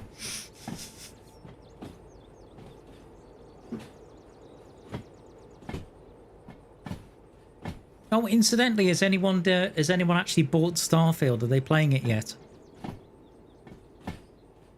Just out of curiosity. I've seen a lot of live streams and I've seen a lot of coverage about it.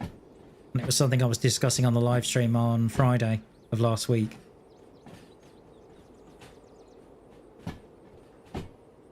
Certainly not a game I could afford to cover. My goodness, I'm £80 for a game.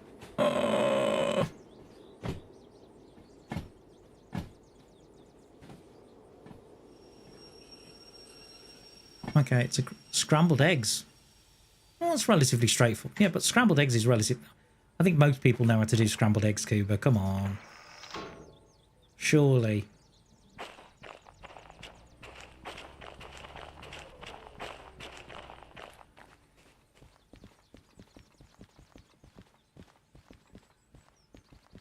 Well done. What's this? Oh, that's military. Ah, no, it's the wrong one. Hold on. Let me just have a look at the map. Yeah, that's military.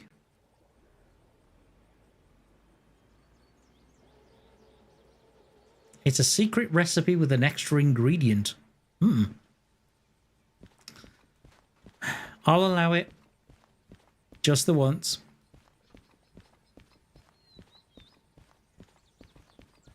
You watch this now. I'll edit the video and it'll do.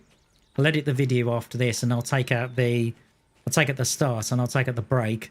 And then it will go, oh, guess what? The chat, everything that was there, everything was in the chat has now been disabled. Oh, thanks. Okay, so, no, that's too soon. Okay, so, let's get in. All right, so, brakes off, let's crack on.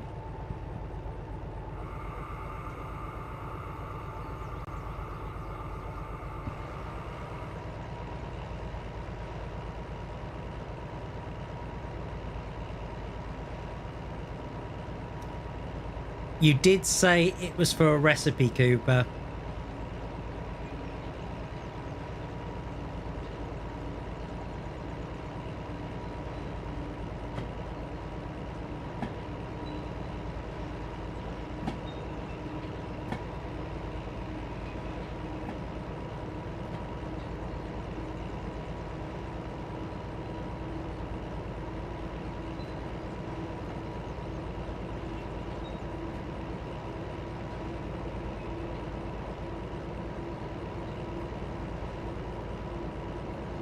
Okay. Watching Holocram's coverage. But the thing is, I've also... Okay, fair enough. The thing is, though, I mean, I've watched several streams on it. I watched Short Fat Otaku, and I watched Arch. Now, Arch is very much an authority on Warhammer, specifically. But again, he's from Norway, and he's a little bit more skeptical. And I think the thing about that game is it appears to have lots of depth and lots of things to do. But when you start picking away at the veneer, you realise, no. It's one of these things. I think there was somebody that said on Reddit that the game has, it's as wide as an ocean, but it's about 1 inch, but it's only 1 inch deep.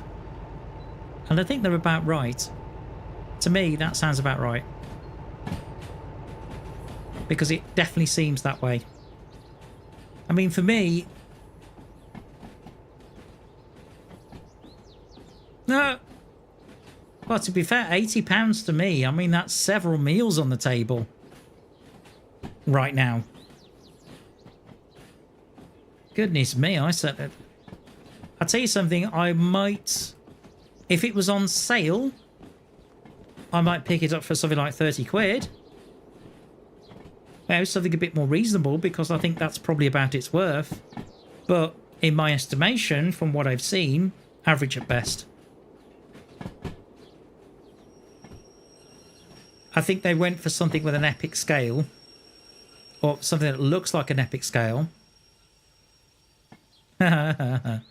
Alright. They went for something with an epic scale. And yeah. They didn't quite pull it off. Okay, so Tbone is fine. Just Tbone is alright. Is just the link part. Just to make you aware. Oh dear.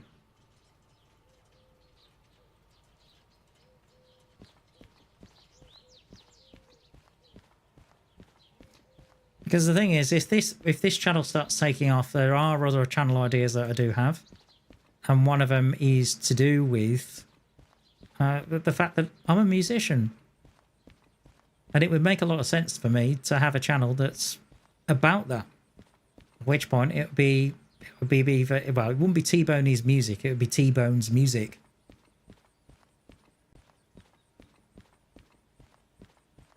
Ah. It also corrects. Okay, that's a bit of a weird one. I've never come across that before. No, not this one. C2I.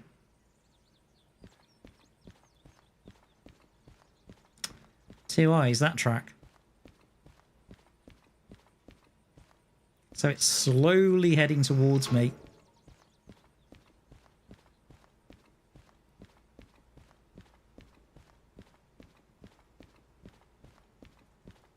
If no, when? What are you talking about?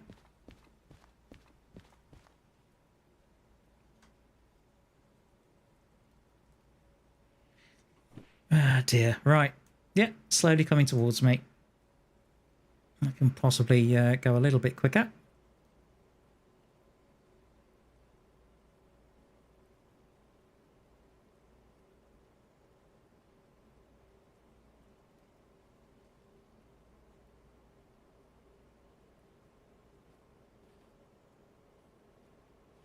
Here we go.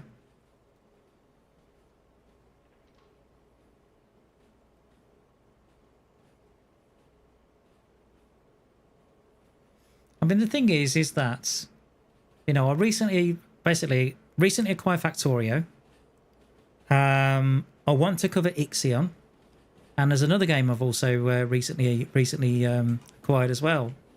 Hold on, that's going into C3L. Brakes!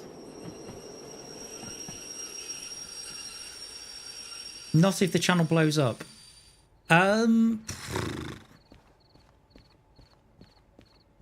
If it does, I mean, the thing is, you don't know. You don't know. There could be reasons why. There could be various reasons why it doesn't. To be fair, yeah, okay. I've spent a lot of time on it. I've spent a lot of effort on it. You know, I've also invested quite a bit. But it's one of those things. Either it happens or it doesn't. And if it doesn't, then you know I'm okay with it. But thanks for your vote of confidence when it comes to me.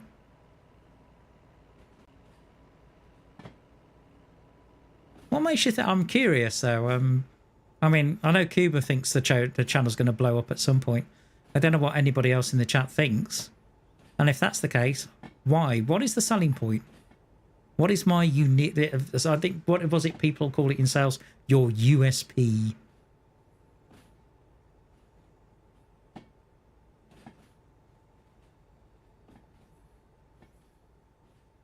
Okay, let's get it out of C1S. I think I've timed this perfectly.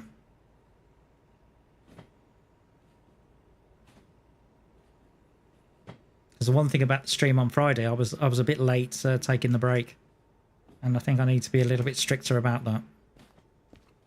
But there again, when you're streaming with somebody else, time flies, really does.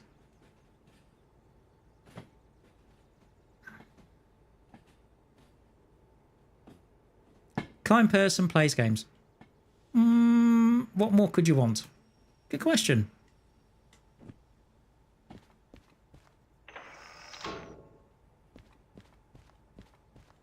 I'm glad you see me as a kind person. That's nice.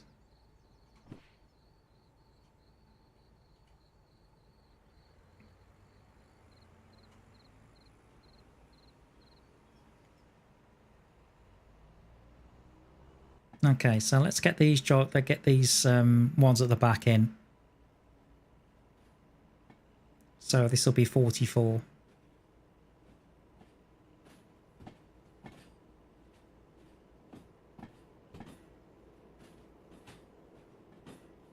Oh, incidentally, I think was it last week where I took tractors. I took 2 jobs worth of tractors. And then for some unknown reason, I thought I'd taken the wrong ones. Have a look at the replay. Because I watched it recently and I couldn't believe what I saw. I did take the right ones. For some unknown reason, the actual wagon numbers changed.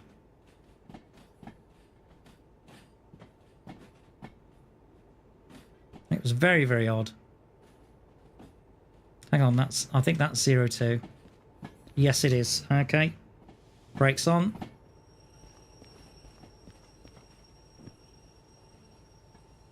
Okay, good. Oh, a bit further.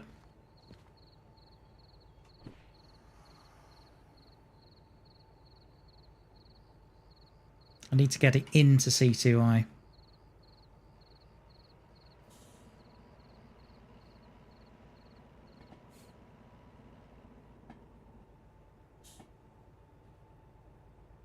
One, two, three. What? Bless your cotton socks. Right, let's get this in. There we are. Perfect. Well, clearly it does. I've no idea what you did, but...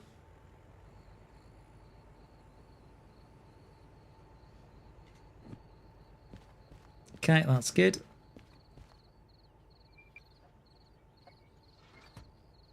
Right, so now let's get this broken up. Breaking up is hard to do. There we go, done. Okay, so that's 1.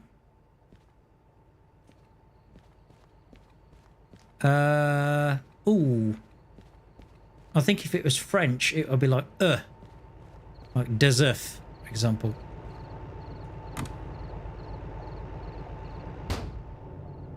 I'm not great with those sort of symbols that they use in linguistics.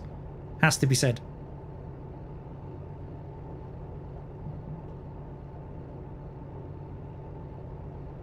Yeah, it was really odd. It was really odd, Rod.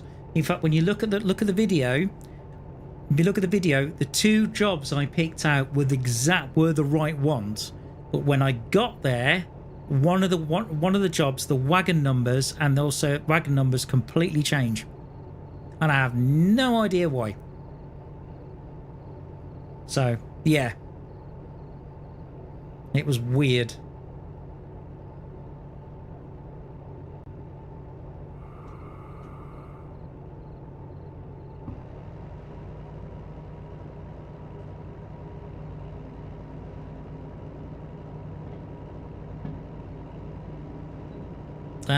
It's got like an umlaut on it. Is it? That's not going to be O. I think it's going to be O, or something like that. But yeah, these are very much sort of terms that they use for linguistics in order to describe how something is pronounced.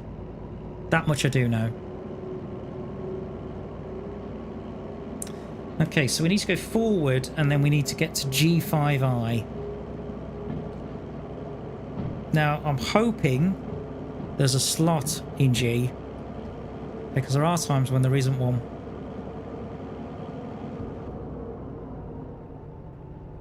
Okay, so while the loco, no idea. Okay, so while the loco's doing its thing, I'm going to take a look over here. Right, because I need to queue up this junction.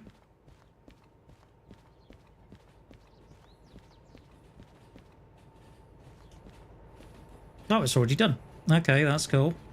At which point G is up here.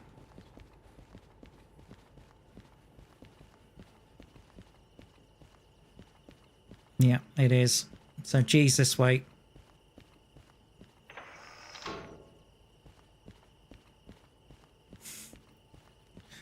Looks like the chat's having fun with all these phonetics and letters. I'm going to leave them to it, I think. Because I haven't got a clue.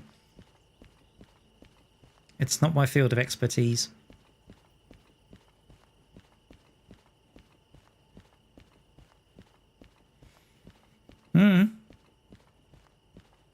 Ah, you gotta love autocorrect. I remember it back in the day when you used to have Nokia phones. And this is back when you should just type with your thumbs. And the one I do remember was if you were going to ask your friend if you was going to type to your friend, fancy a pint, and one of the options was fancy a riot, which is genius, of course. Okay, well, it looks like 5A is actually an empty siding, so we're good.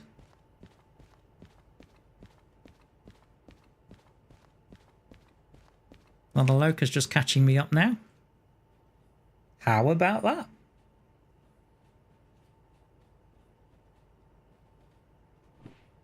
Ah, the wonderful things of remote control.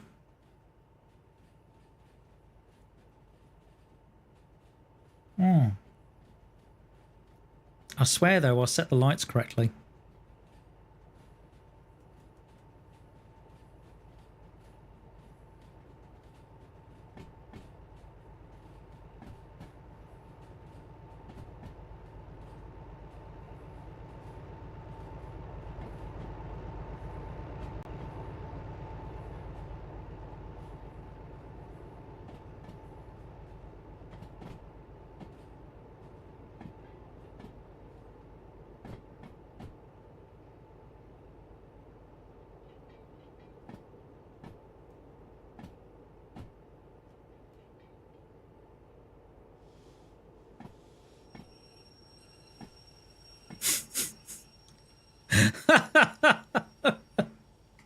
Or yeah, I mean, it's fine if it was a Kaiser Chiefs gig. That's all right.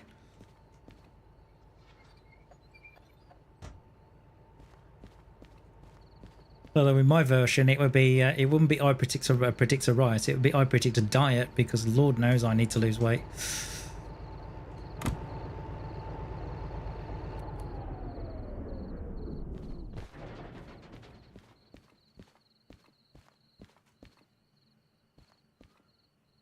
Even though I have started behaving myself a little bit in the sense of, because I used to have takeaways a huge amount. But I have started behaving myself that way. I generally have one takeaway a week now. But there again, it's one of those things, you know, needs must and all that kind of thing, because my finances are not great. Has to be said. Although something weird happened. I was looking at my wallet earlier today. I think it was earlier today. And I noticed that the credit card that I have with my bank, it expired several months ago. And I thought, isn't that strange? I mean, I make regular payments to them and everything else. What's going on? So I phoned them, only to find that, because I know, even checked my credit score and that was okay and everything else, only to find that what the bank had done is apparently they wrote to me 2 years ago. Okay. And what they'd said to me is they'd noticed that I was just making the minimum payment. And so what they were going to do was so they were going to basically stop me from using my credit card. Okay. Even though that's how banks make money, through loans and credit cards. And basically they were going to give me options for like a payment plan. So I went, okay. So I'm now on a payment plan for it for the next 4 years. And apparently what will happen, 1 minute. Unbelievable. Unbelievable. What will happen is once I've paid it off in 4 years, I'm going to have to reapply for a card with my bank, even though I've been with them for donkey's years. How weird is that? All right. Again, 1 minute. Unbelievable stuff. Oh dear. Oh, good fun.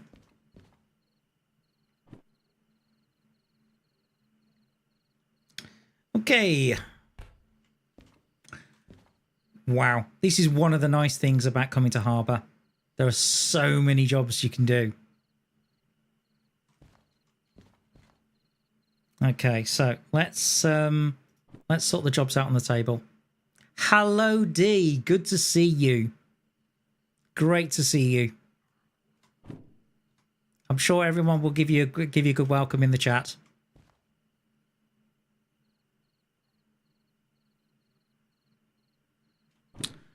Well, that's the thing. That's the life of a YouTuber, I'm afraid. Generally speaking, although having said that, I think it's more important when you do live streaming. And the reason I say that is because people are expected to turn up and see you live. I think that's the thing. That's kind of goods factory, so I don't need that. Hey, it's Andy. Good grief, everyone's turning up now. Unbelievable stuff. Right, okay, so let's see. Steel mill. So many jobs on the table. This is ridiculous. Right, steel mill, feed factory. Right, okay. Yeah, I'm going to have to start doing this, I think. Right, okay, feed factory. Yeah. Feed factory. Although, hang on, that's a hazmat. Can't do that. You're going to sleep? Oh, Andy. Although, congratulations are in order for Andy, because you're the only one who knows why I call the control in this game a hoofer doofer. You're the only one who spot it, so for that, well done. You deserve a cheer and a round of applause. You're the only one who knows. And everyone's like, what is he talking about? It is in moderate quantities, is what I would say. That's a hazmat 3. Wow, look at the money. Nearly 25 grand for a hazmat 3. I think hazmat license is something I would like. Right, shunts. Let's put the shunts up there. Another shunt there. Okay, another shunt there.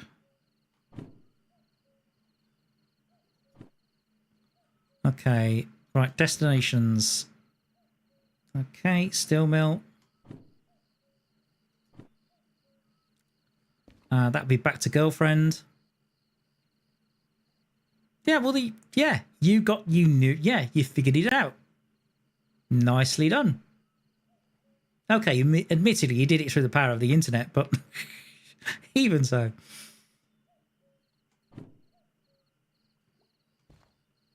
I think Andy seems to catch up with my live streams afterwards and plays the replays, which is absolutely fine. There's nothing wrong with that. Nothing wrong with that at all. Okay, so I could potentially go to Oil Well Central, drop some of those off. But when you get there aren't a lot of jobs I can do because I don't have a hazmat license. Right. Sorting through jobs at the moment.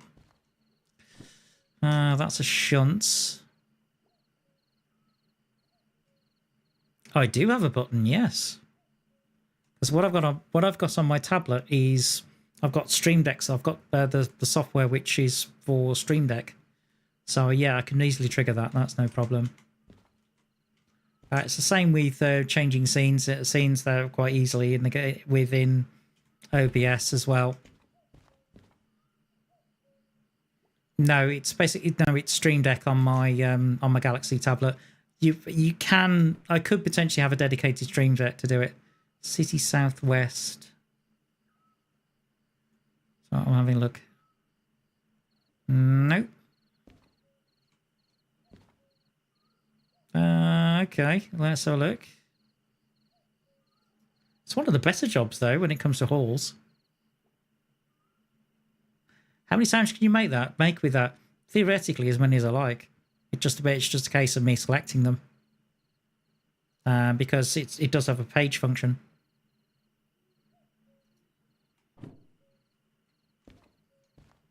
But of course, you always have to be careful when it comes to copyright. That's a hazmat. Can't do that then.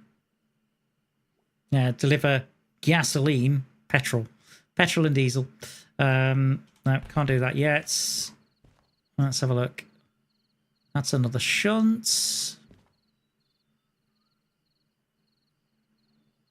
There is. Can we get a door sound? Wait, you mean like a squeaky door, like creaking open or something? Maybe. Steel mill. Okay.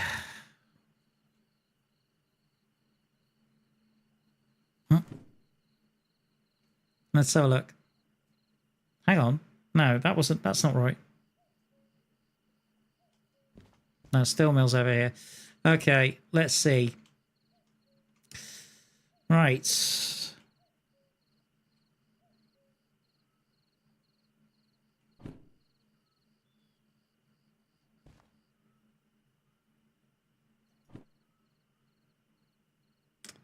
That's got a hazmat. Can't do that.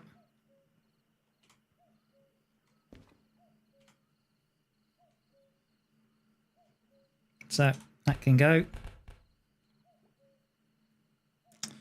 That's got a hazmat. Can't do that.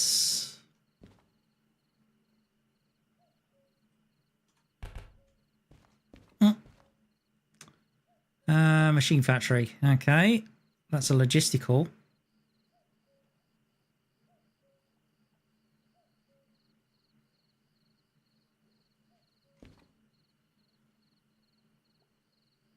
Yeah, good night, Andrew. Sleep well down under.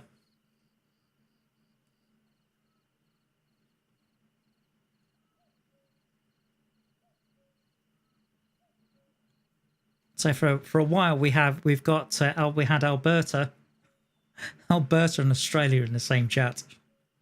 Isn't technology awesome? Okay, right then. Okay, so ladies and gentlemen, with the time now just gone, well, 9:33. In fact, I've just checked on this.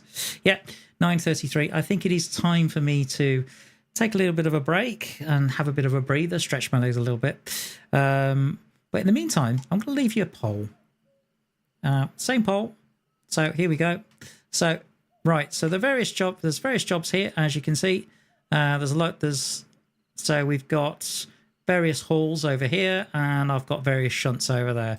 So it's going to be the same choice. Yeah, opposite sides of the planet, isn't it amazing? It's going to be the same choice that I gave you last time, which is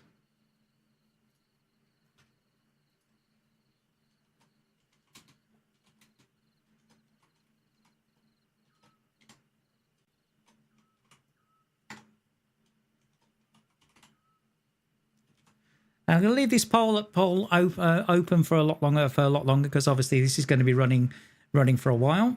So I'm going to start the poll now, and I'll take a look at the results after the break.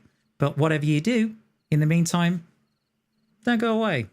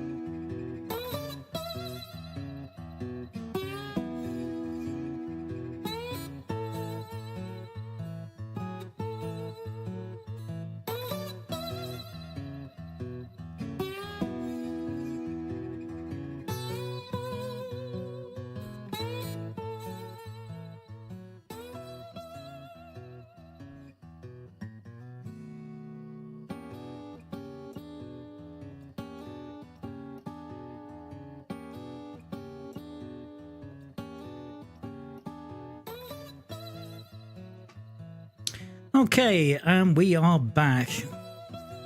Although I'm just going to change that music track a second. Just give me a minute. No. No. That'll do. Okay. I'll deal with the survey in a moment, but this is a feature that I actually brought to the stream just after a second half last time on Friday, and I think it works a little bit better than reading airport forecasts, which is a bit technical. So, on this day in history, which is the 5th of September, evidence was found for the black hole theory at a scientific conference in Washington, D.C. This day in 2001, scientists discovered the observation of energy flares that provided strong evidence of the theorized black hole at the center of the Milky Way galaxy. Okay, what else do we have? American writer and political activist Phyllis Schlafly, best known for her opposition for the women's movement, and especially for equal rights amendment, died at the age of 92. In the year 2000, Tuvalu, a group of 9 coral islands in the West Central Pacific, with a population of about 10,000, became the 189th member of the United Nations. 1997, Mother Teresa, who was awarded the 1979 Nobel Peace Prize for her charitable work for the poor, especially in India, died at the age of 87 in Calcutta. In 1976, the first episode of The Muppet Show, which was co-created by Jim Henson, aired, and the TV series became hugely popular, mainly known for a cast of puppet characters including Kermit the Frog and Miss Piggy. Okay, birthdays. Famous people that were born this day. 19 was Freddie Mercury. He was born on this day in 1946. We've got Werner Herzog, who was a German director, I assume a film director. Bob Newhart, who's an American actor and comedian in 1929. John Cage, who's an American composer in 1912. And John Dalton, who is a British scientist. And that is the roundup for this day in history for the 5th of September.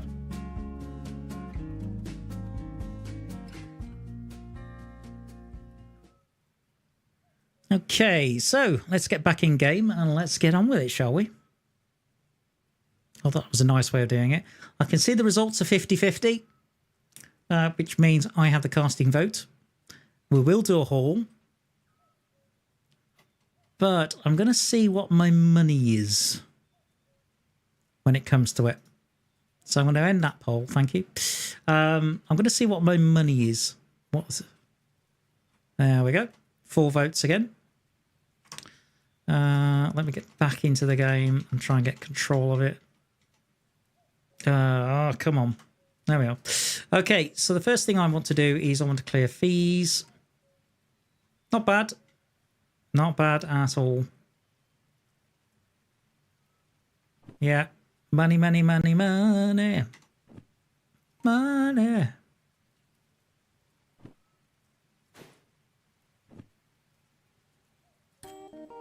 That's pretty standard. Okay, how much money do we have? Perfect. Right. What is it? It's 10 to 2. It's nearly 5 to 2 valley time. I'm just going to have a brief nap.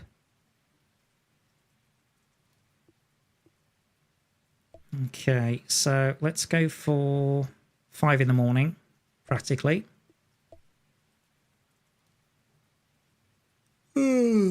Let's do that. Right. Okay, so here we are. Nice and early in the morning. Just as the sun was rising. Oh, it's miserable out here. Okay, so I'm going to go and find the shop. Why is that Tbone? Oh, trust me, you'll see. In fact, let me just have a look. Meanwhile, I hope you've got your hope you got your raincoats on, your umbrellas, guys, because you need them. Let's see. I am looking for. Oh, it's over at E. It's between E and F, is it? Okay, so it's going to be over here. Do do do do do do do do do. I'm running in the rain.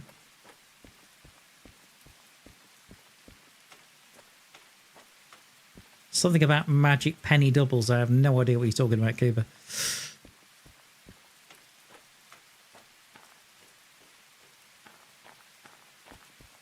So, miserable day today. You forgot your coat. Darn.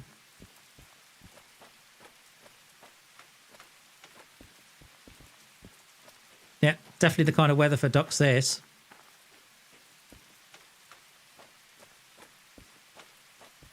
Okay, where are you? I'm looking specifically for the shop, and I know it's over here somewhere.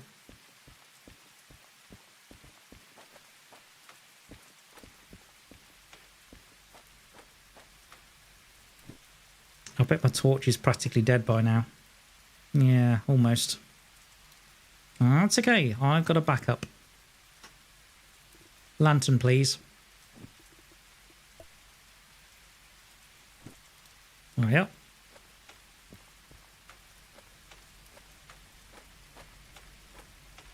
Yeah, looking for the mini IKEA, exactly.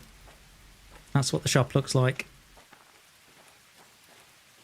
I know it's around here someplace. And there's a very good reason why I'm looking for the mini IKEA.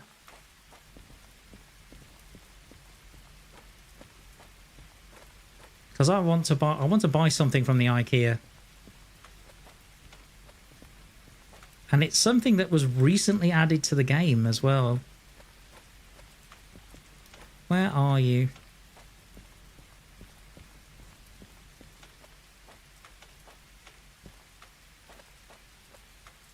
Nope. Okay, so this is... Okay, this is G.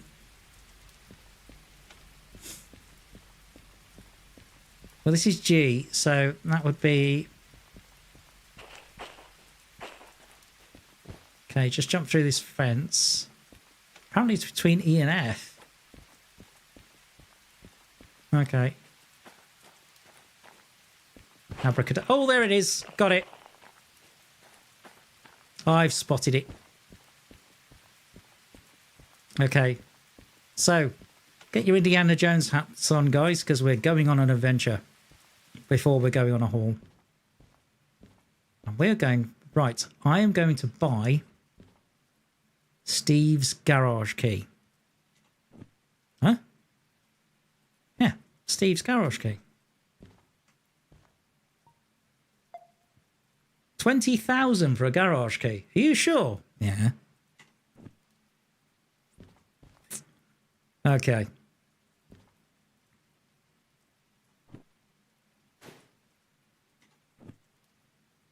Now, if anyone's played Derail Valley, don't spoil this. Okay. Right, got the key. Now then, I need to get a... I don't know. I don't know who Steve is. I've never met Steve. I have no idea. Okay, so... Now, I'm going to get a DE2. Seriously? Yes, DE2.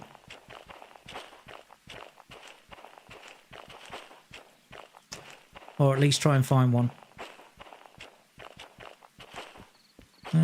Oh, here we go. I think. A couple here. Let's have a look. Yep, there's one.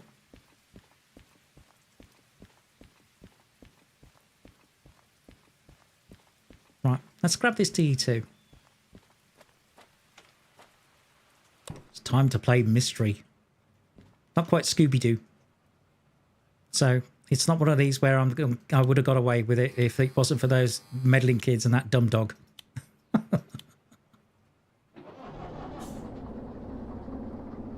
Okay. Right. Let's get the wipers on. At least they're not squeaking today. That's good. All right.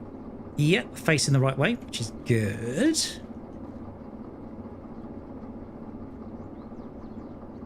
Okay. I think I know where the garage is.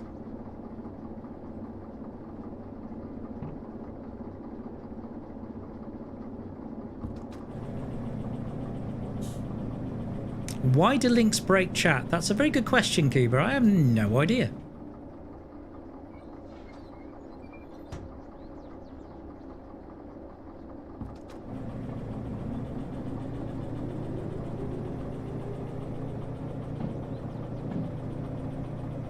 I don't know whether that's more of a YouTube thing. Maybe they've stopped they've stopped people posting links at all, which is a possibility. Has to be said. Could happen. Otherwise I'm going to go all French on you.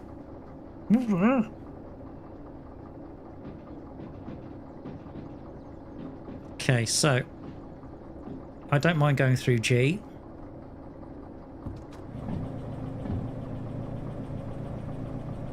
I think out of all the stations, I know the Colonel doesn't like it.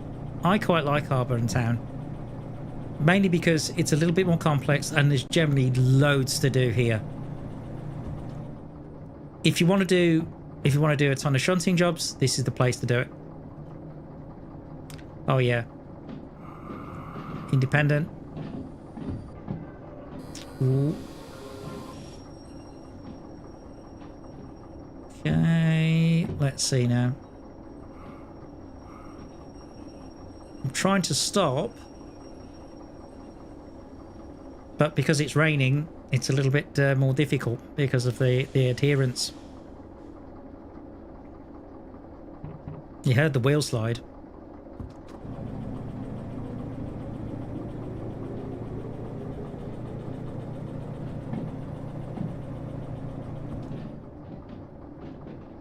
Okay, a little bit of independent.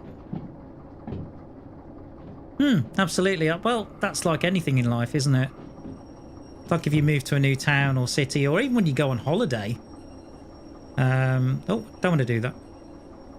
Wrong button. Hoofer doofer. That's what I was looking for.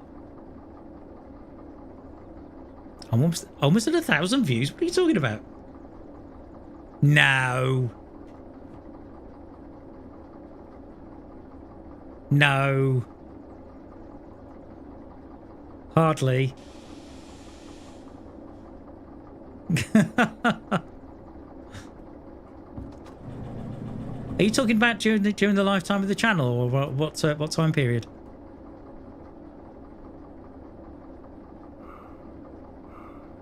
Come on, pull the other one.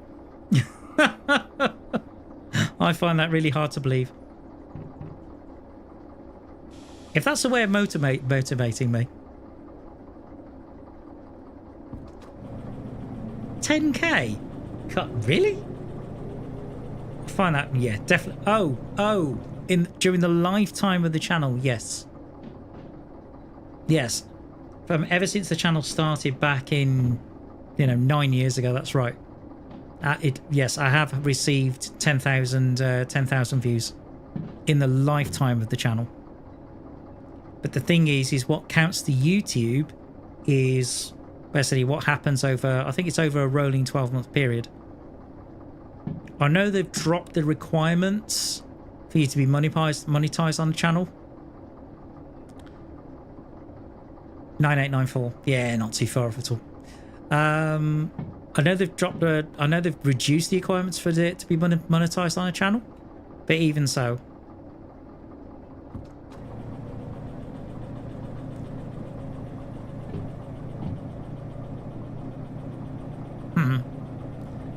Mind you, the thing with statistics on YouTube is that sometimes it's a bit finicky, and it doesn't. Sometimes it will show you one thing one day and another thing the other day, because it generally refreshes properly every 24 hours is what I tend to find.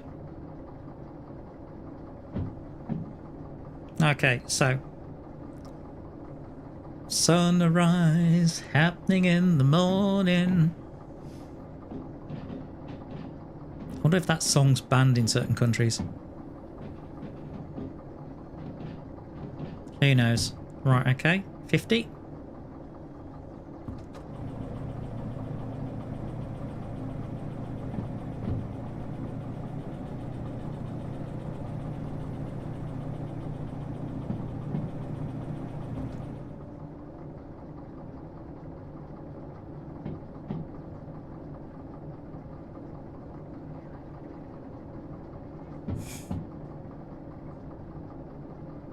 Yeah, D works like an absolute trooper.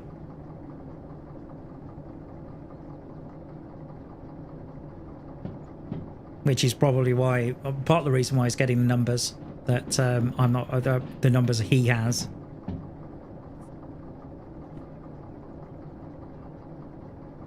That doesn't mean that you know I couldn't be as successful by any stretch of the imagination. And I think it's one of the reasons why, you know, when you're a small channel, you do look for channels of a relatively equal size to try and work with. And when I came across Dee's channel and watched some of the videos, I thought, yeah, perfect. Right, okay, let's have a look at this map. So I got a key in Harbour and Town. See, what's this track here? Why would there be a track to a dead end?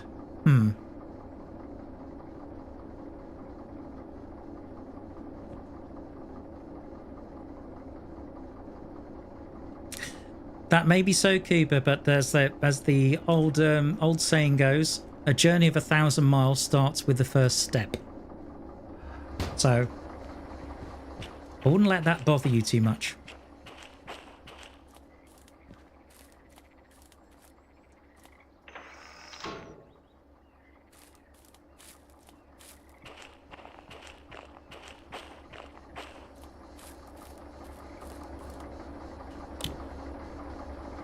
Okay.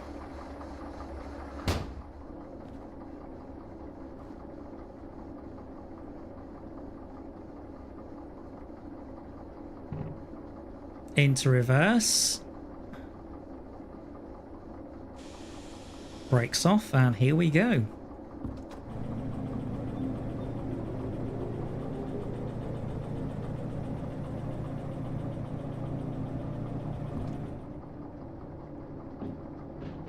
Although one of the things I would like to do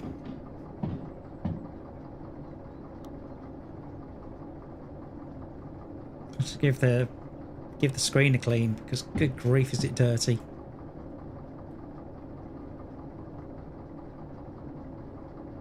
Okay, we're doing 20.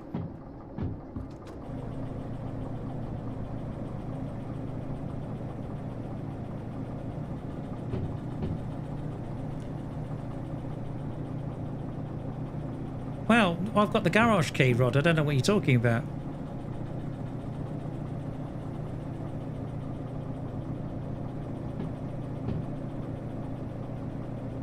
Seems so funny. I mean, slugs, what are you doing it about?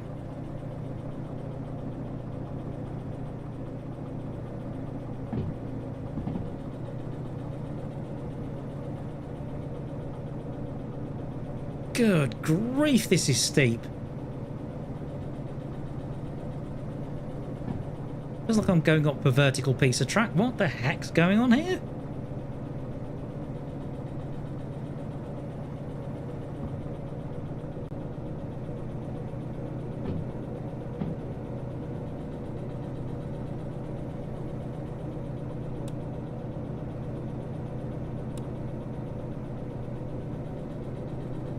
I'll tell you what this game needs. I mean, you've got wipers. It needs a wash wipe.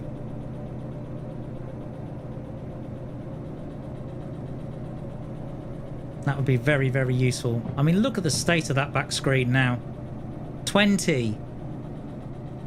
Good lord, okay. Ease off.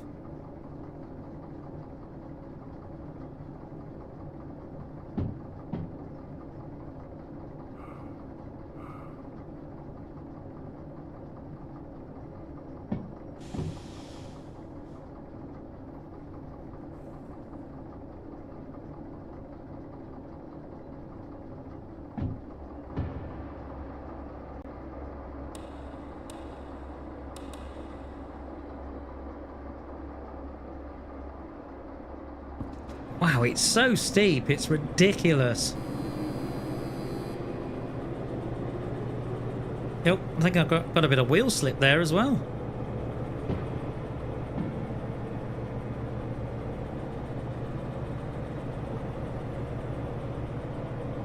going to be like this going up. Can you imagine what it's going to be like going down? And the speed. It's not exactly quick.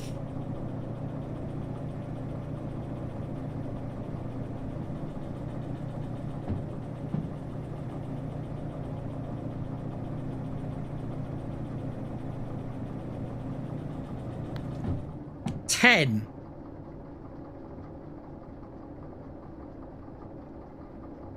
How quickly the speeds are dropping off, falling off at this point.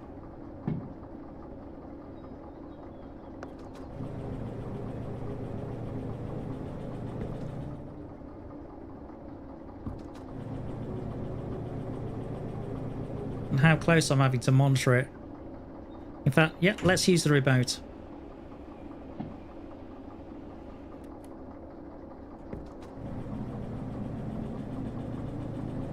Because otherwise, you know, going backwards, it's going to be a bit difficult.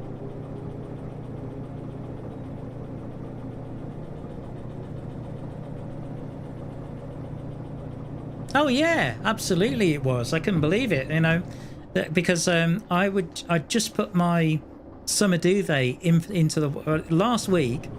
I changed the bedding over from like summer to more sort of autumnal stuff because it was definitely quite cold. And then today, all of a sudden, 28 degrees C, certainly where I am, which is what, 84 degrees Fahrenheit. I think, what's going on? But it appears we're having, well, what we would determine as an Indian summer. In other words, a summer that comes late. I think there is a genuine reason for it. But yeah, it's going to be like this all week. Apparently, in Birmingham, it could get up to 30 degrees C. So, I don't know what the weather's like in Canada today, but if you don't have it anymore, we've got it.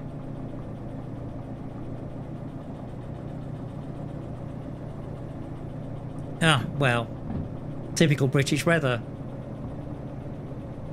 But there again, El Nino obviously has had an effect on the weather this year, quite dramatically, which might explain why we've had quite a cool summer on the whole.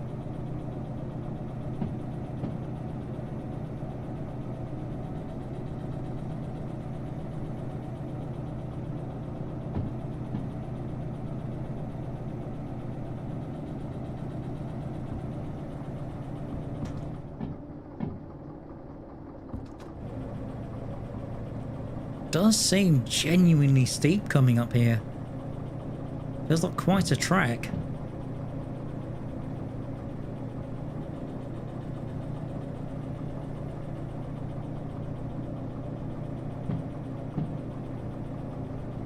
Okay, fair enough. Yeah, it's definitely heated up here. So you can imagine I've got the window open. We don't have air conditioning. We don't really. The only places we really have air conditioning in the UK are cars, some hotels, and some fast food places maybe, and the odd restaurant. But generally speaking, it's not wide. Oh, hello. Hello. I think we found something. Steve's garage. Okay. It's one heck of a climb. Alright, let's see what's in here.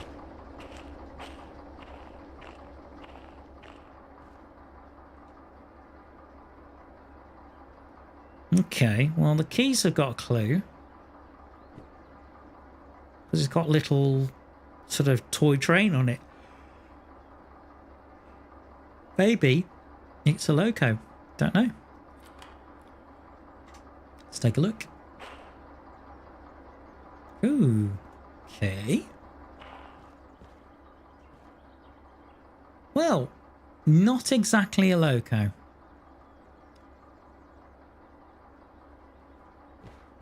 Okay, brakes are off. DE6 Slug. Okay.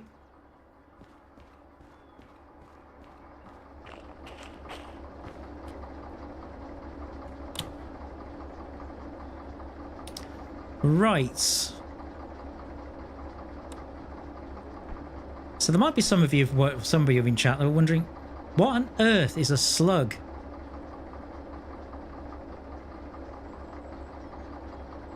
Well, I'll explain in just a minute. First of all, I'm going to hook up to it.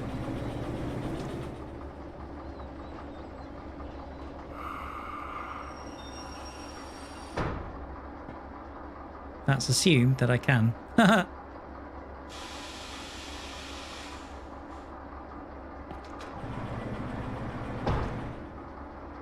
There we go.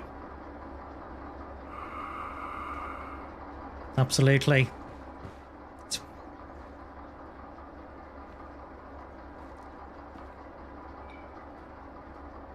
It's a trap! Oh, bless you. Right. Okay. So let me hook it up. You need a multiple license for this. Okay, what is it? Apart from it's a giant orange thing with a black front. Okay. Well, first of all, let's so it's hooked up. Let's get down the hill.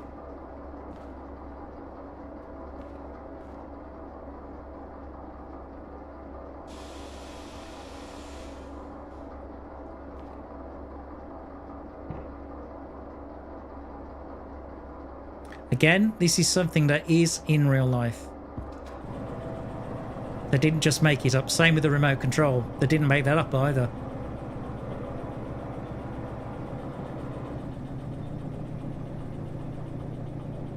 It's a portable home on wheels. Nope. D's thinking along the right lines.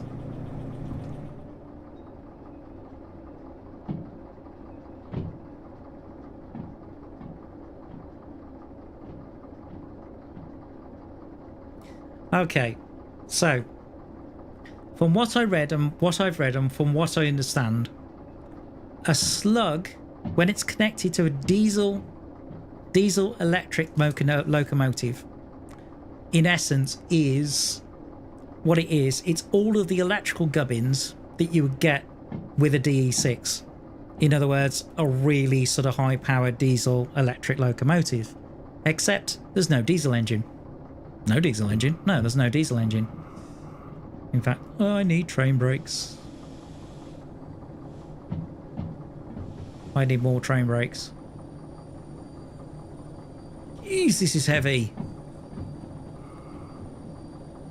I mean, I've got all the brakes on in the world right now. Trying to get this down the hill. Literally. Hang on. Oh, handbrake. Come on. Slow down. Slow down. Slow down, for goodness sake.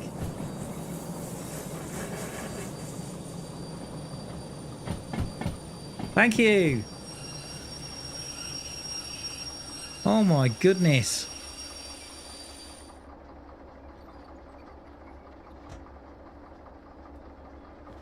Okay. Let me get off this hill.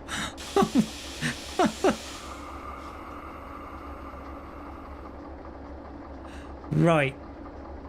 So in essence, if you take a very powerful... There you go. D's absolutely right. So what you've got the traction motors from a diesel electric locomotive, and you've also got the rheostatic braking from a diesel electric locomotive, but you don't have the diesel engine, and you also have additional ballast to make up for the fact that it doesn't have an engine. Okay, so what powers it? The prime mover, i.e. this. But what it means is that it means that your locomotive has way more traction.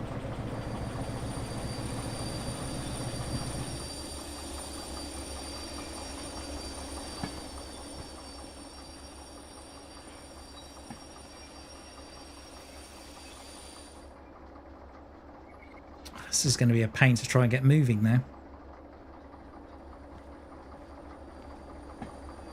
So that means you can actually apply more tractive force. Now what's good about that is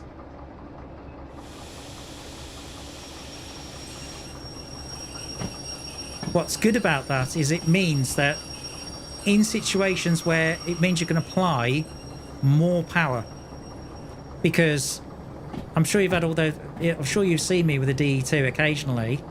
You'll try and apply power and it'll wheel slip like crazy. Now the only thing about this is if you look at it, I'm really struggling to keep on it's very heavy. That's the only thing. I'm really struggling to keep this under control.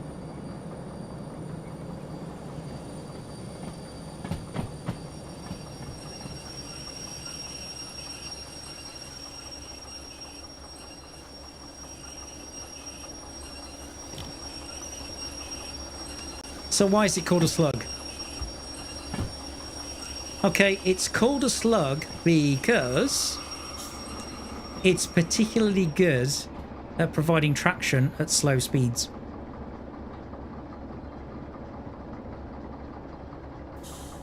So if you've got a heavy load, it's really good at getting that load moving.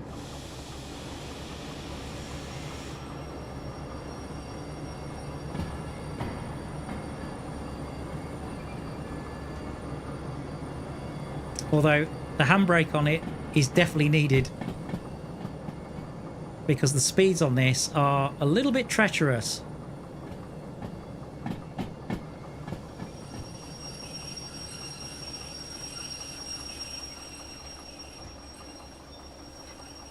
To the point where I'm thinking about getting the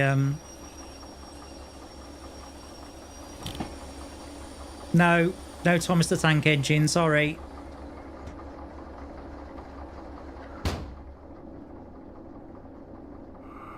There's no reference to the Reverend Audrey.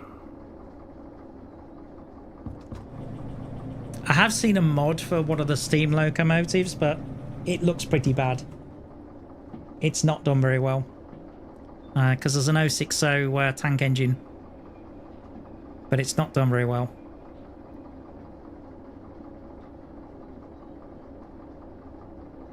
I know. Sorry to disappoint you.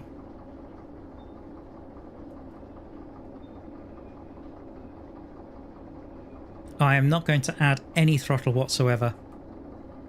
I'll tell you something, trying to get out of this siding is taking a while.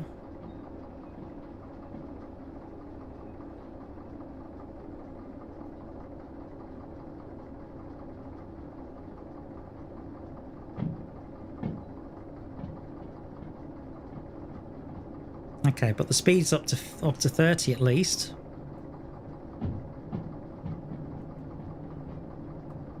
Oh, no, it isn't. Oh, goodness me. Here we go again.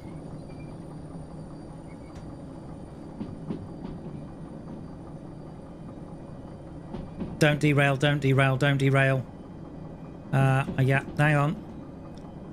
Open the door, for goodness sakes. I'm going too fast. Quick. Ah!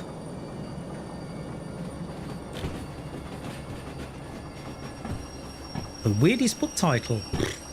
To be fair, I don't read a huge amount. It's been a long time since I've actually sat down and read a good book. And I think what spoiled it for me was actually going to university. Because you have to read various academic texts for your study act, that it does spoil your enjoyment of books. Oh, what the balls? Which way am I going?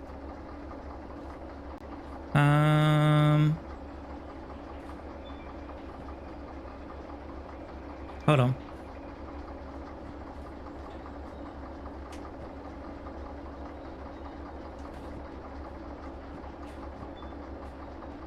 I think I'm just coming out of the siding now.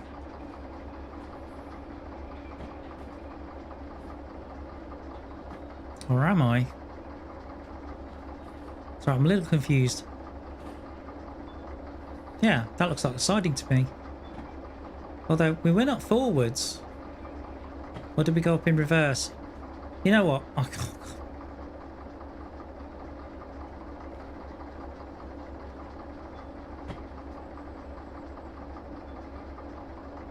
Yeah, I think it's this. I think if I do this, we should be good.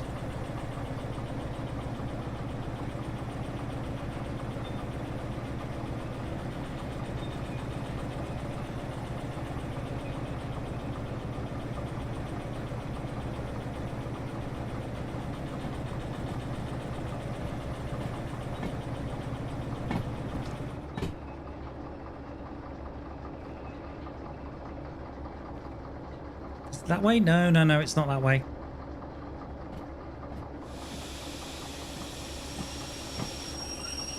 It is the other way.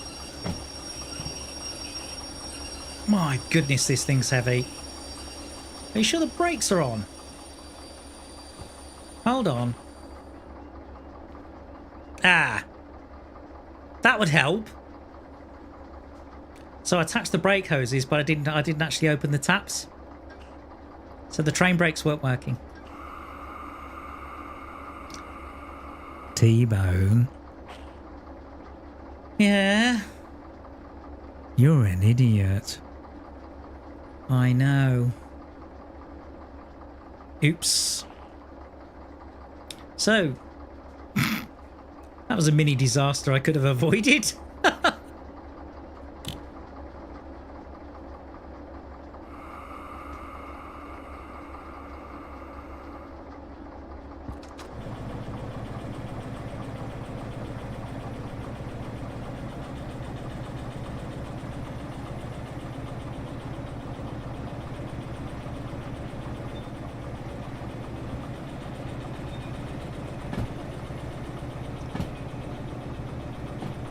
Right, okay, so now that's done.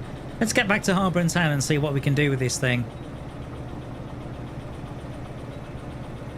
And see whether there's anything that's reasonable.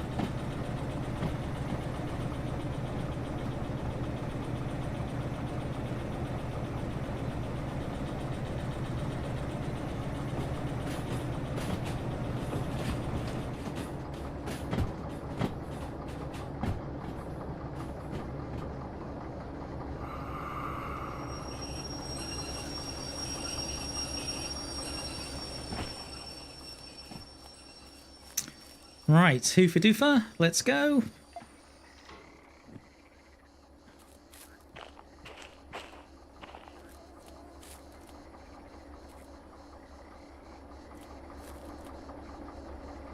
Wow, it's heavy. 125 tons, this thing.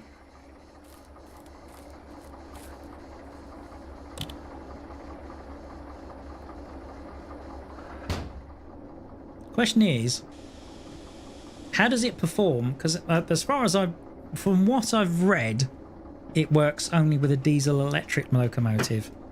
Now, of course, unless you've got the D6, you're stuck with the D2. Question is, how well does it haul? It's an interesting thought. But right now, I'm just using gravity.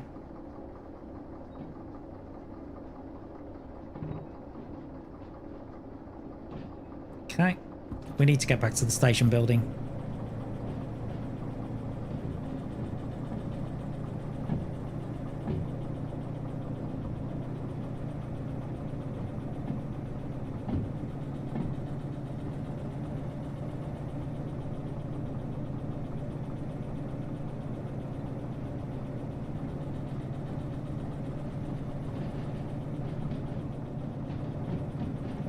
Now we've got a straight route. Now, here's what are the differences. So when it comes to throttle, I should be able to place more of it. And it doesn't slip. If that was just a D2 right now, that would slip. But as you see, no problem at all.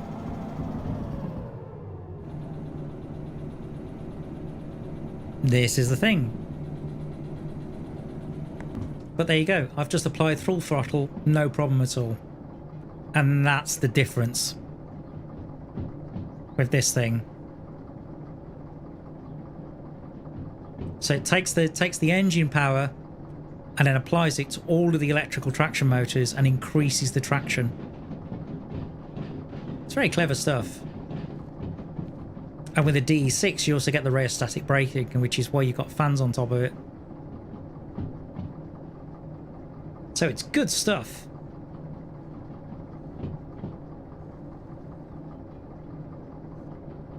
Okay. So, you said a haul. Well, it's going to be a haul, all right. But it's a haul with a twist.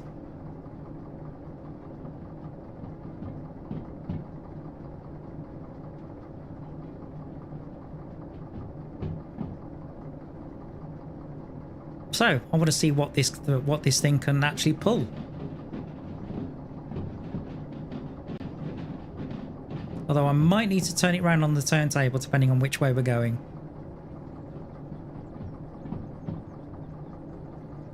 Okay, let's bring in the train brakes. Now that they're working. Tbone got power. Sort of, but the thing is you're working on the same engine. So it's one of those where you think, okay, how much power do you really have?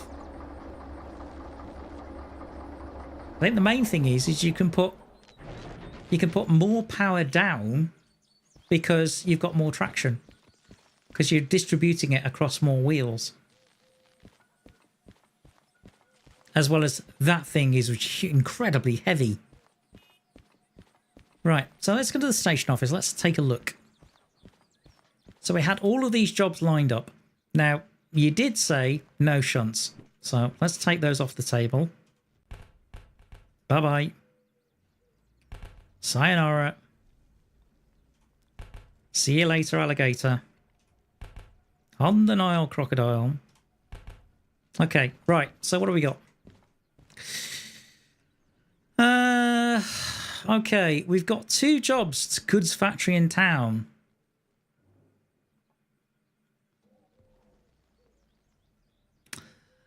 So back to girlfriend, basically. Okay. Oh, that's a hazmat, so we can't do that.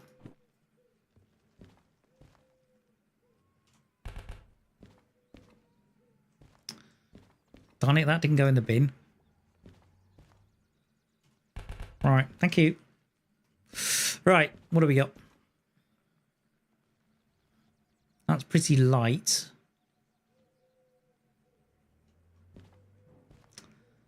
That's 14,000. 364 tons at 14 grand. Machine factory in town. It's light though, it's 161, but look at the money. 24,000. 89 minutes, that's a bit long. I'm looking for about a 60-minute haul. 77 tons. Yeah, but you got to consider what's in front of it. Okay, that's 364. Now, the maximum rated rate for a D2 is about 400. And I'm already hauling that beast behind me. So, I mean, if I put this together, that's 500 tons. If you then take this, that's over 600. I don't think it would do it.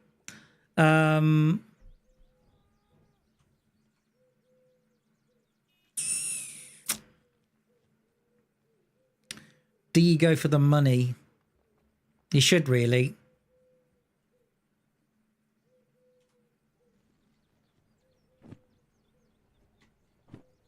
Okay. Let's see, that's 19,077 minutes and it's going to City Southwest. That'd be a nice run. And it's 19 grand in comparison to 40, but that's 317 tons. But you have to consider, I'm pulling a 125 ton beast behind me. So that's going to be 400 and over 440 plus the weight of the actual locomotive. So for a D2, you're looking 470 plus tons. So let's go to City Southwest. That's going to be basically across the map. So to give you an idea, if I go to the map, that's going to be from here all the way across to there. Now on stream, we haven't been to City Southwest before. We've always gone past it. So yeah, I think that's a good option. Now with Harbour in town, I'm not going to search for it because it's so big. Certainly not. So I'm going to pick the job up. Right. Pick the job up. Right. So we're going City Southwest.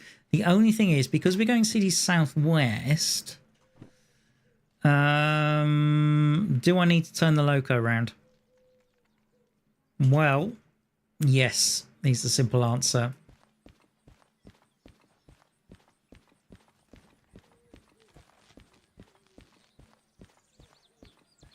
I will need to turn you round in order to do that. So, turntable it is, guys.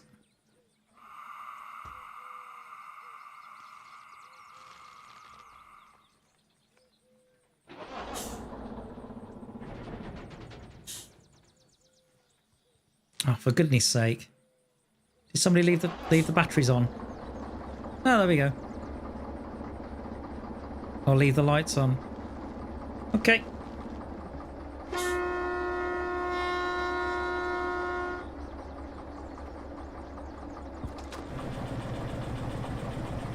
Right. Let's get this moving.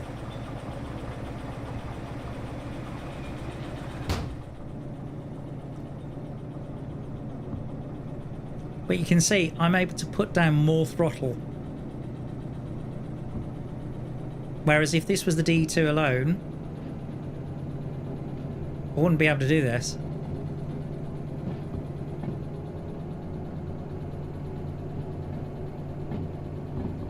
I can actually put down full throttle. No problem at all. Also, look at the temperature gauge. It's hardly moving.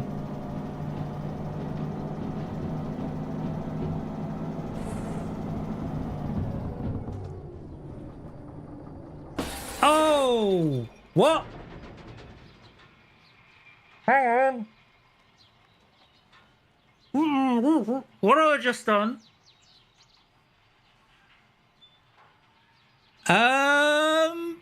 I thought the points were set correctly. Oh dear.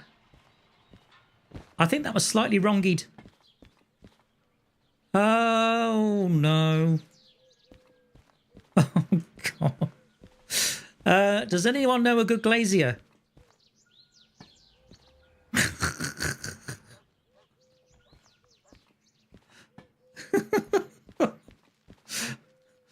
Oh dear. The points were set wrong. Basically, I went straight into the back of another D2. Have I broke that one as well? Which was against the buffers. Yeah, broke that one as well. Oh dear. Well, that's yeah.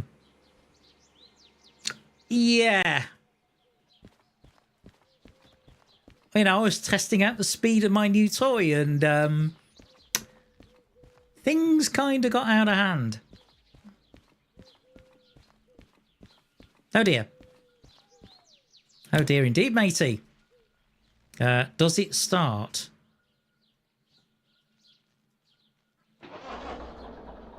Uh-oh. Come on. Yes, it does.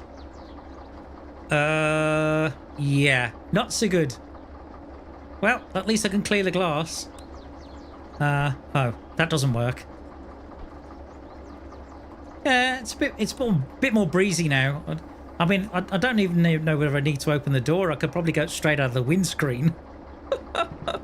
Okay, let's try that again, shall we? Okay, you'll have to catch it on the replay, D. Yeah, it's fine. It's all fine. Don't worry.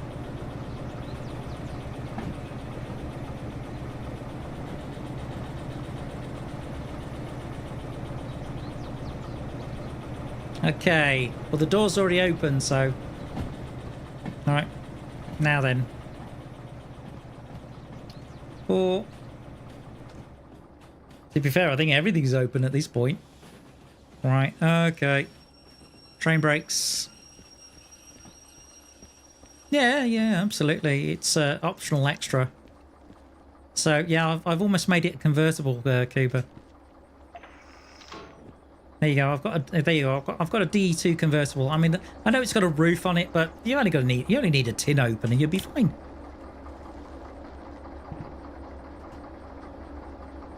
Right, it doesn't look.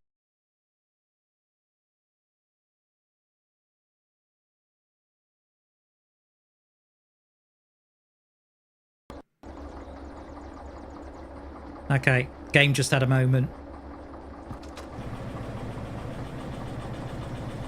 Hopefully I'm back with you.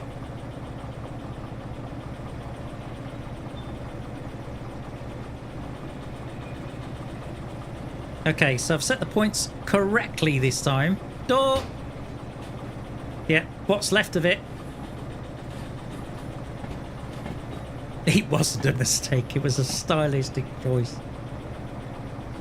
Yeah, but can you imagine that going to a car dealer and saying, right, okay, yeah, I love the car, it's really nice, but can you do something to the styling? And they might go, what, body kits? Or do you want some accents or maybe some new wheels? No, I want you to crash the car. I think they might look at you a bit weird. Actually, am I going the wrong way again? Yeah, you're going the wrong way again. Oh, well, this is dramas, isn't it? One thing about it, I can actually drive the train on it. I could be on the roof of the loco. I could just drive it. I know, probably.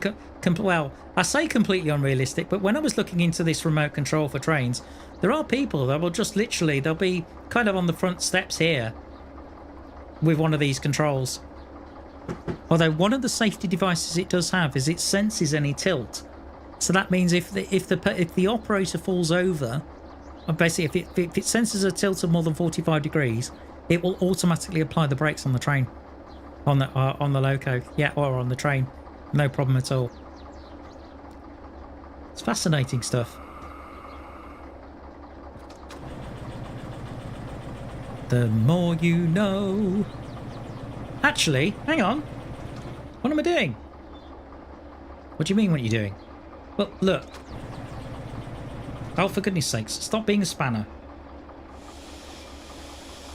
It's a Y junction. Use it to turn around. Derp.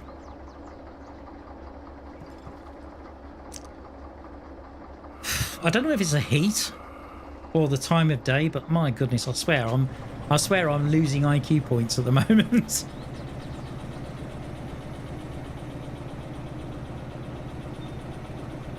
And it started to rain.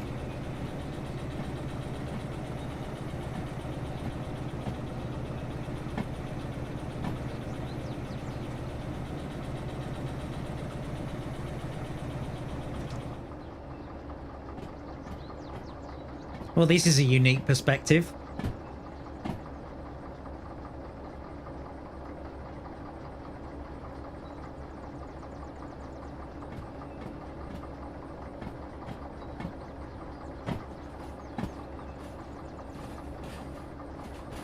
Okay.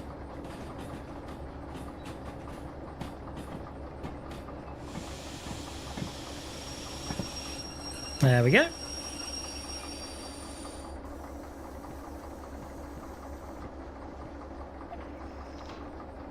Perfect. Nope. So, one use of FIFA Doofa later. Okay, so the train, basically, it is a train because it's a loco plus something else. Right, so train will be turned around very momentarily. Okay, brakes off.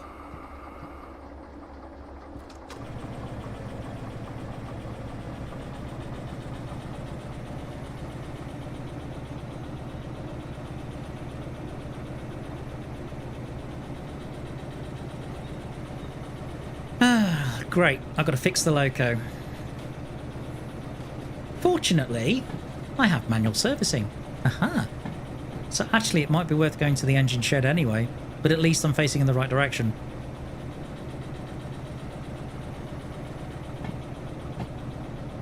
So as I was saying, I could literally apply full throttle and off it would go. And it shouldn't stress the loco out too much. At least that's the theory.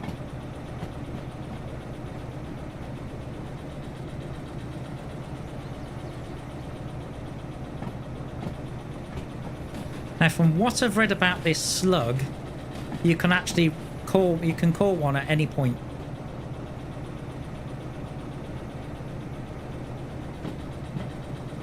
Okay, so I need to go to the engine shed. Oh, there's 2 DE2s there. There's another one. I don't think I need 2 though. Let's see what I can do with 1.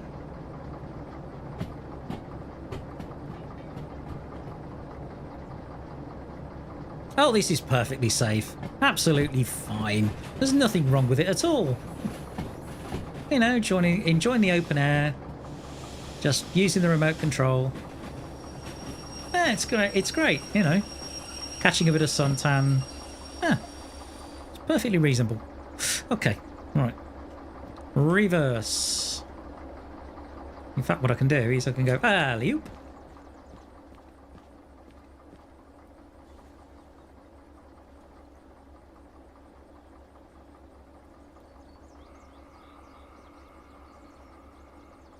Okay. I think it's pretty slow into this part. Until a tonne comes and then you go bonk. Well, there was the time I was coming into... I can't remember which one it was, but I ended up... But the train went skyward. It was like clear for takeoff. I mean, it's bad enough when I'm driving diesel trains. Can you imagine what it's going to be like when I get to steam?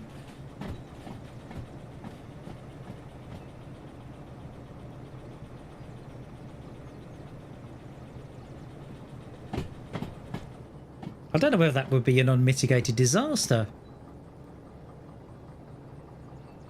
Okay, so let me have a look where the manual servicing point is. So let's get on the turntable. Train brake, please. Okay. Bit more. A lot more. Okay, so where is the manual servicing point? Okay, let's jump off and have a look. Oh, right there. Perfect. Here is a manual servicing point. Brilliant. Okay, so I can quite easily just back the entire thing in. All right, let's see how badly I've damaged this.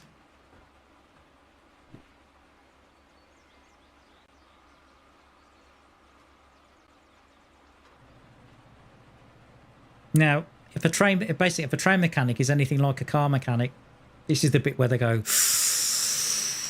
ooh, it's going to cost you.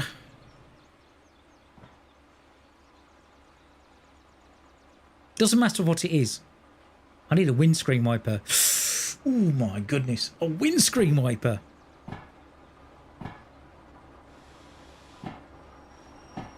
Yeah, I can understand that, but I think steam is really there's definitely an art to driving a steam loco, even in normal train sims, even like Train Sim Classic or whatever. Anyway, that will do. Right, let's turn off the engine. There'll probably be somebody shouting at me going, "No mobile phone use. You can't use mobile phone." All right, okay, fine. Door.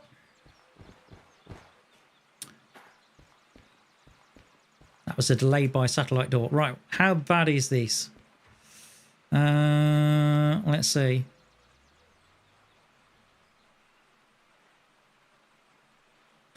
Body.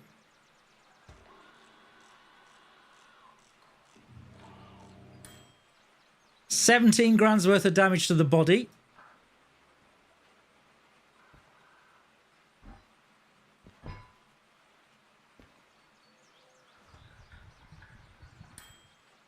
And then nearly 2,000 for 2,000 in fuel. Oh, is that all? Yeah. That's what you get when you pop down the shops. Right. Do I have the cash? Just about got the cash to fix it.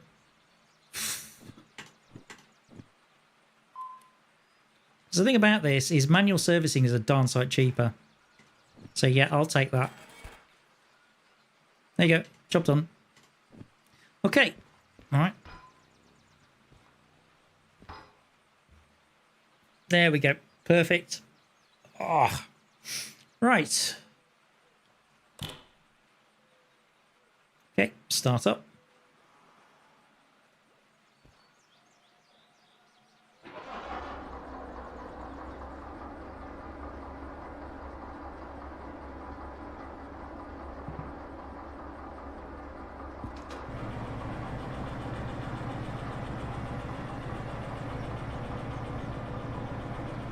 Train brakes on. Okay, well I haven't need to move the turntable, so that's fine.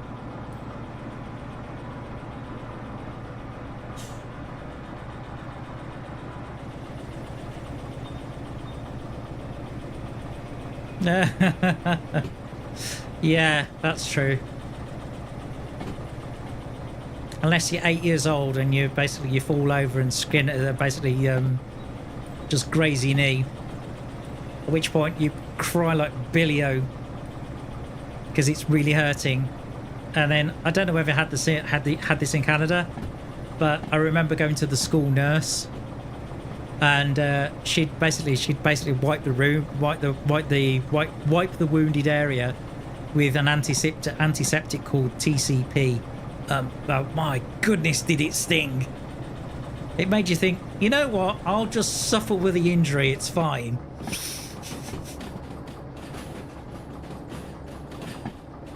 Door!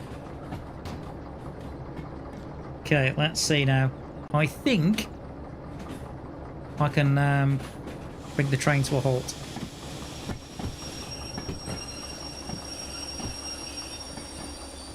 I think this is the other thing, because it's so heavy. You know, when you brake, you got all of that braking source. Oh, iodine. Yeah. I don't know what's in TCP, so somebody in chat might be able to look at it. But yeah. Ugh. Oh, happy childhood memories.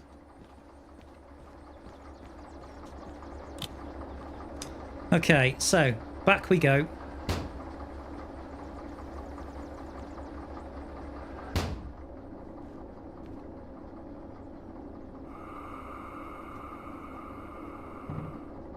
Now.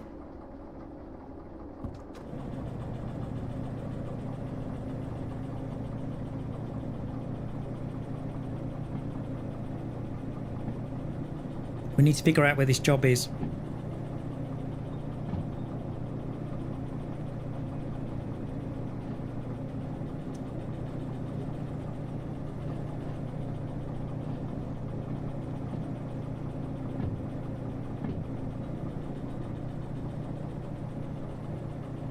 Can we give it a little bit more throttle?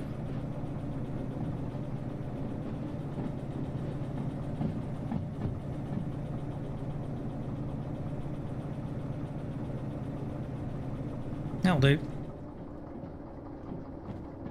Mind you, the other thing is, you got to think the amount of inertia that you've got now when it comes to this, mainly because of the weight.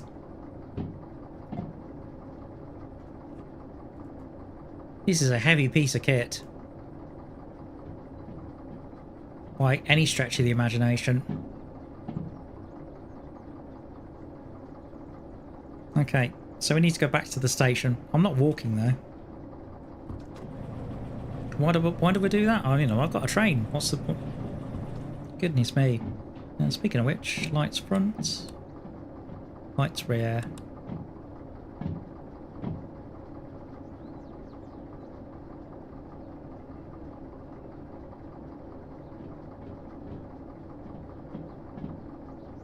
How are we doing valley time? Really? Flippin' heck, it's 5:15 in the evening valley time.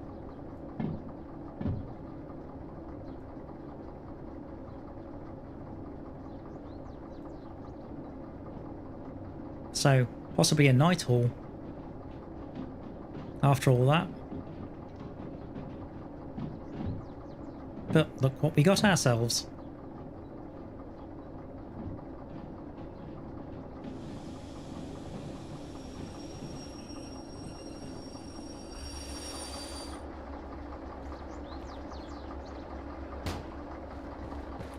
Okay, I'm going to turn the engine off temporarily, just to save some fuel. Okay, so where is this job? Okay, this is where I'm going to do a little bit of teleporting. Apologies in the chat. Apologies, chat.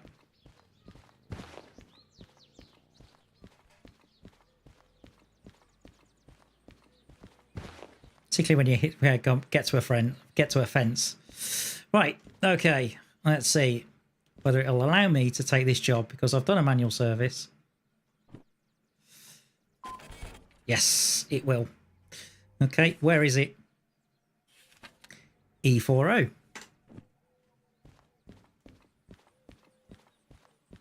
Okay, so that's straight back then. It is. So what I can do now is I can... Oh, I can't turn it on from here.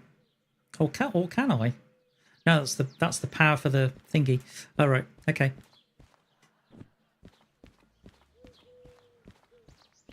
One thing I do need to do is I do need to put the torch. Where's the torch? I need to put that over here so it recharges. Yeah, recharge. Basically, yeah, it's a solar powered torch. Brilliant in the dark, but it does mean it's got a limited battery life. I suppose they've done that on purpose. Okay, so we need to go forwards a little. Ooh, started straight away. Nice.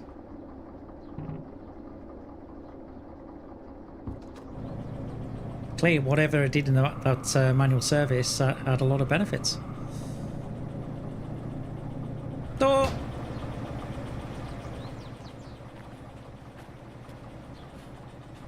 Oh, that's nice. Look at that axle, the way that axle works. Cool.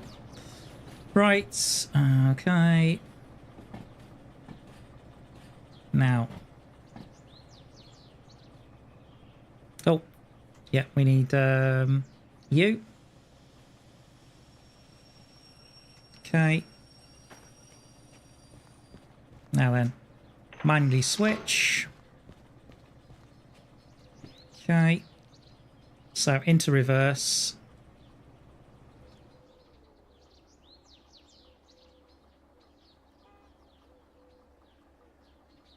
Train brakes off. Let's start bringing it back. Meanwhile, I'm going to run ahead.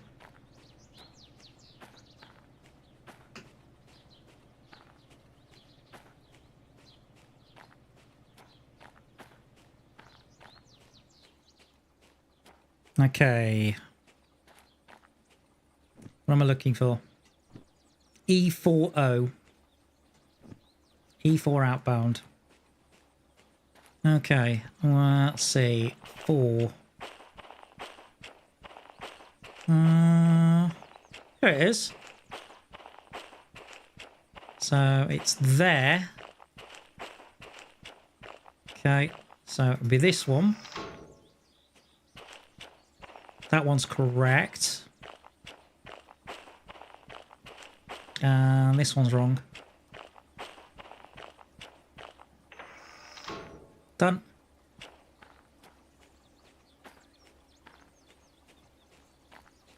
So the time that it's taken me to set those points, my little consist with the slugger behind is already on its way. E40. Yep, there it is.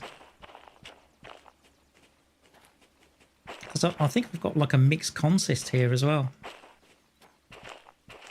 This should be it. I will double check. Okay. Yeah, this is it, because it's got a car transporter on it. If you look at that configuration, that's fine. Okay. Now then. Yep, she's coming.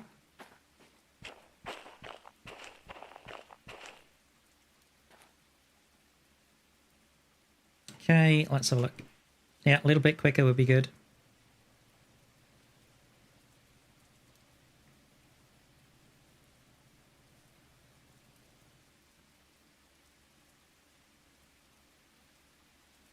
Grandchildren on the call. Okay, cool.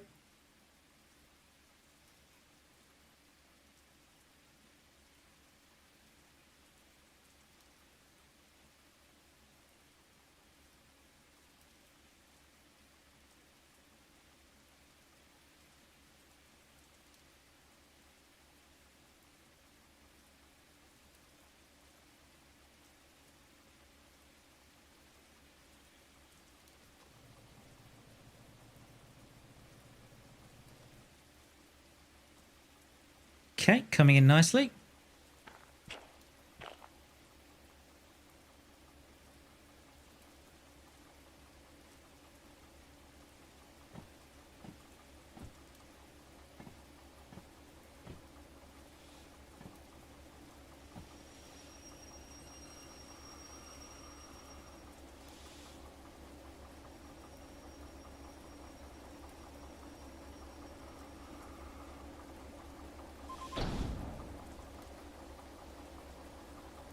Not bad.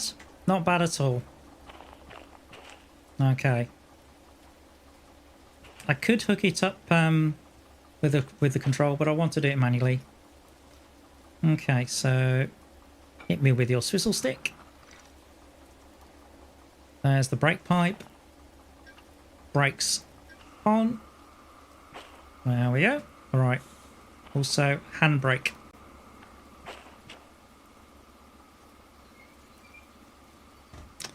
Okay. Just wait for the pressure to build up. You can hear it hissing away in the cab. There's another handbrake on somewhere. That's left off. Left off. Right on. Left off. There we are.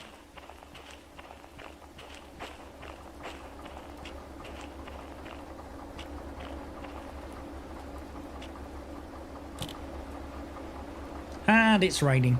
Lovely.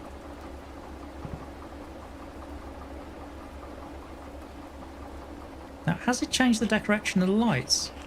No, it hasn't. Okay, maybe that's something that happens when I use the remote. Perhaps it is. Okay, lights rear. Should be that.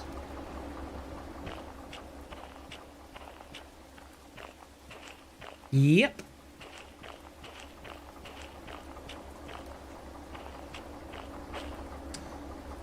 Okay, well, how long is this haul? Hang on. Over an hour.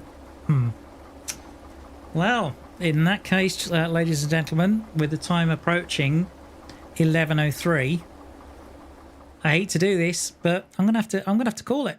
I know I'm leaving you on a cliffhanger, so yeah, it is time, therefore, to do this.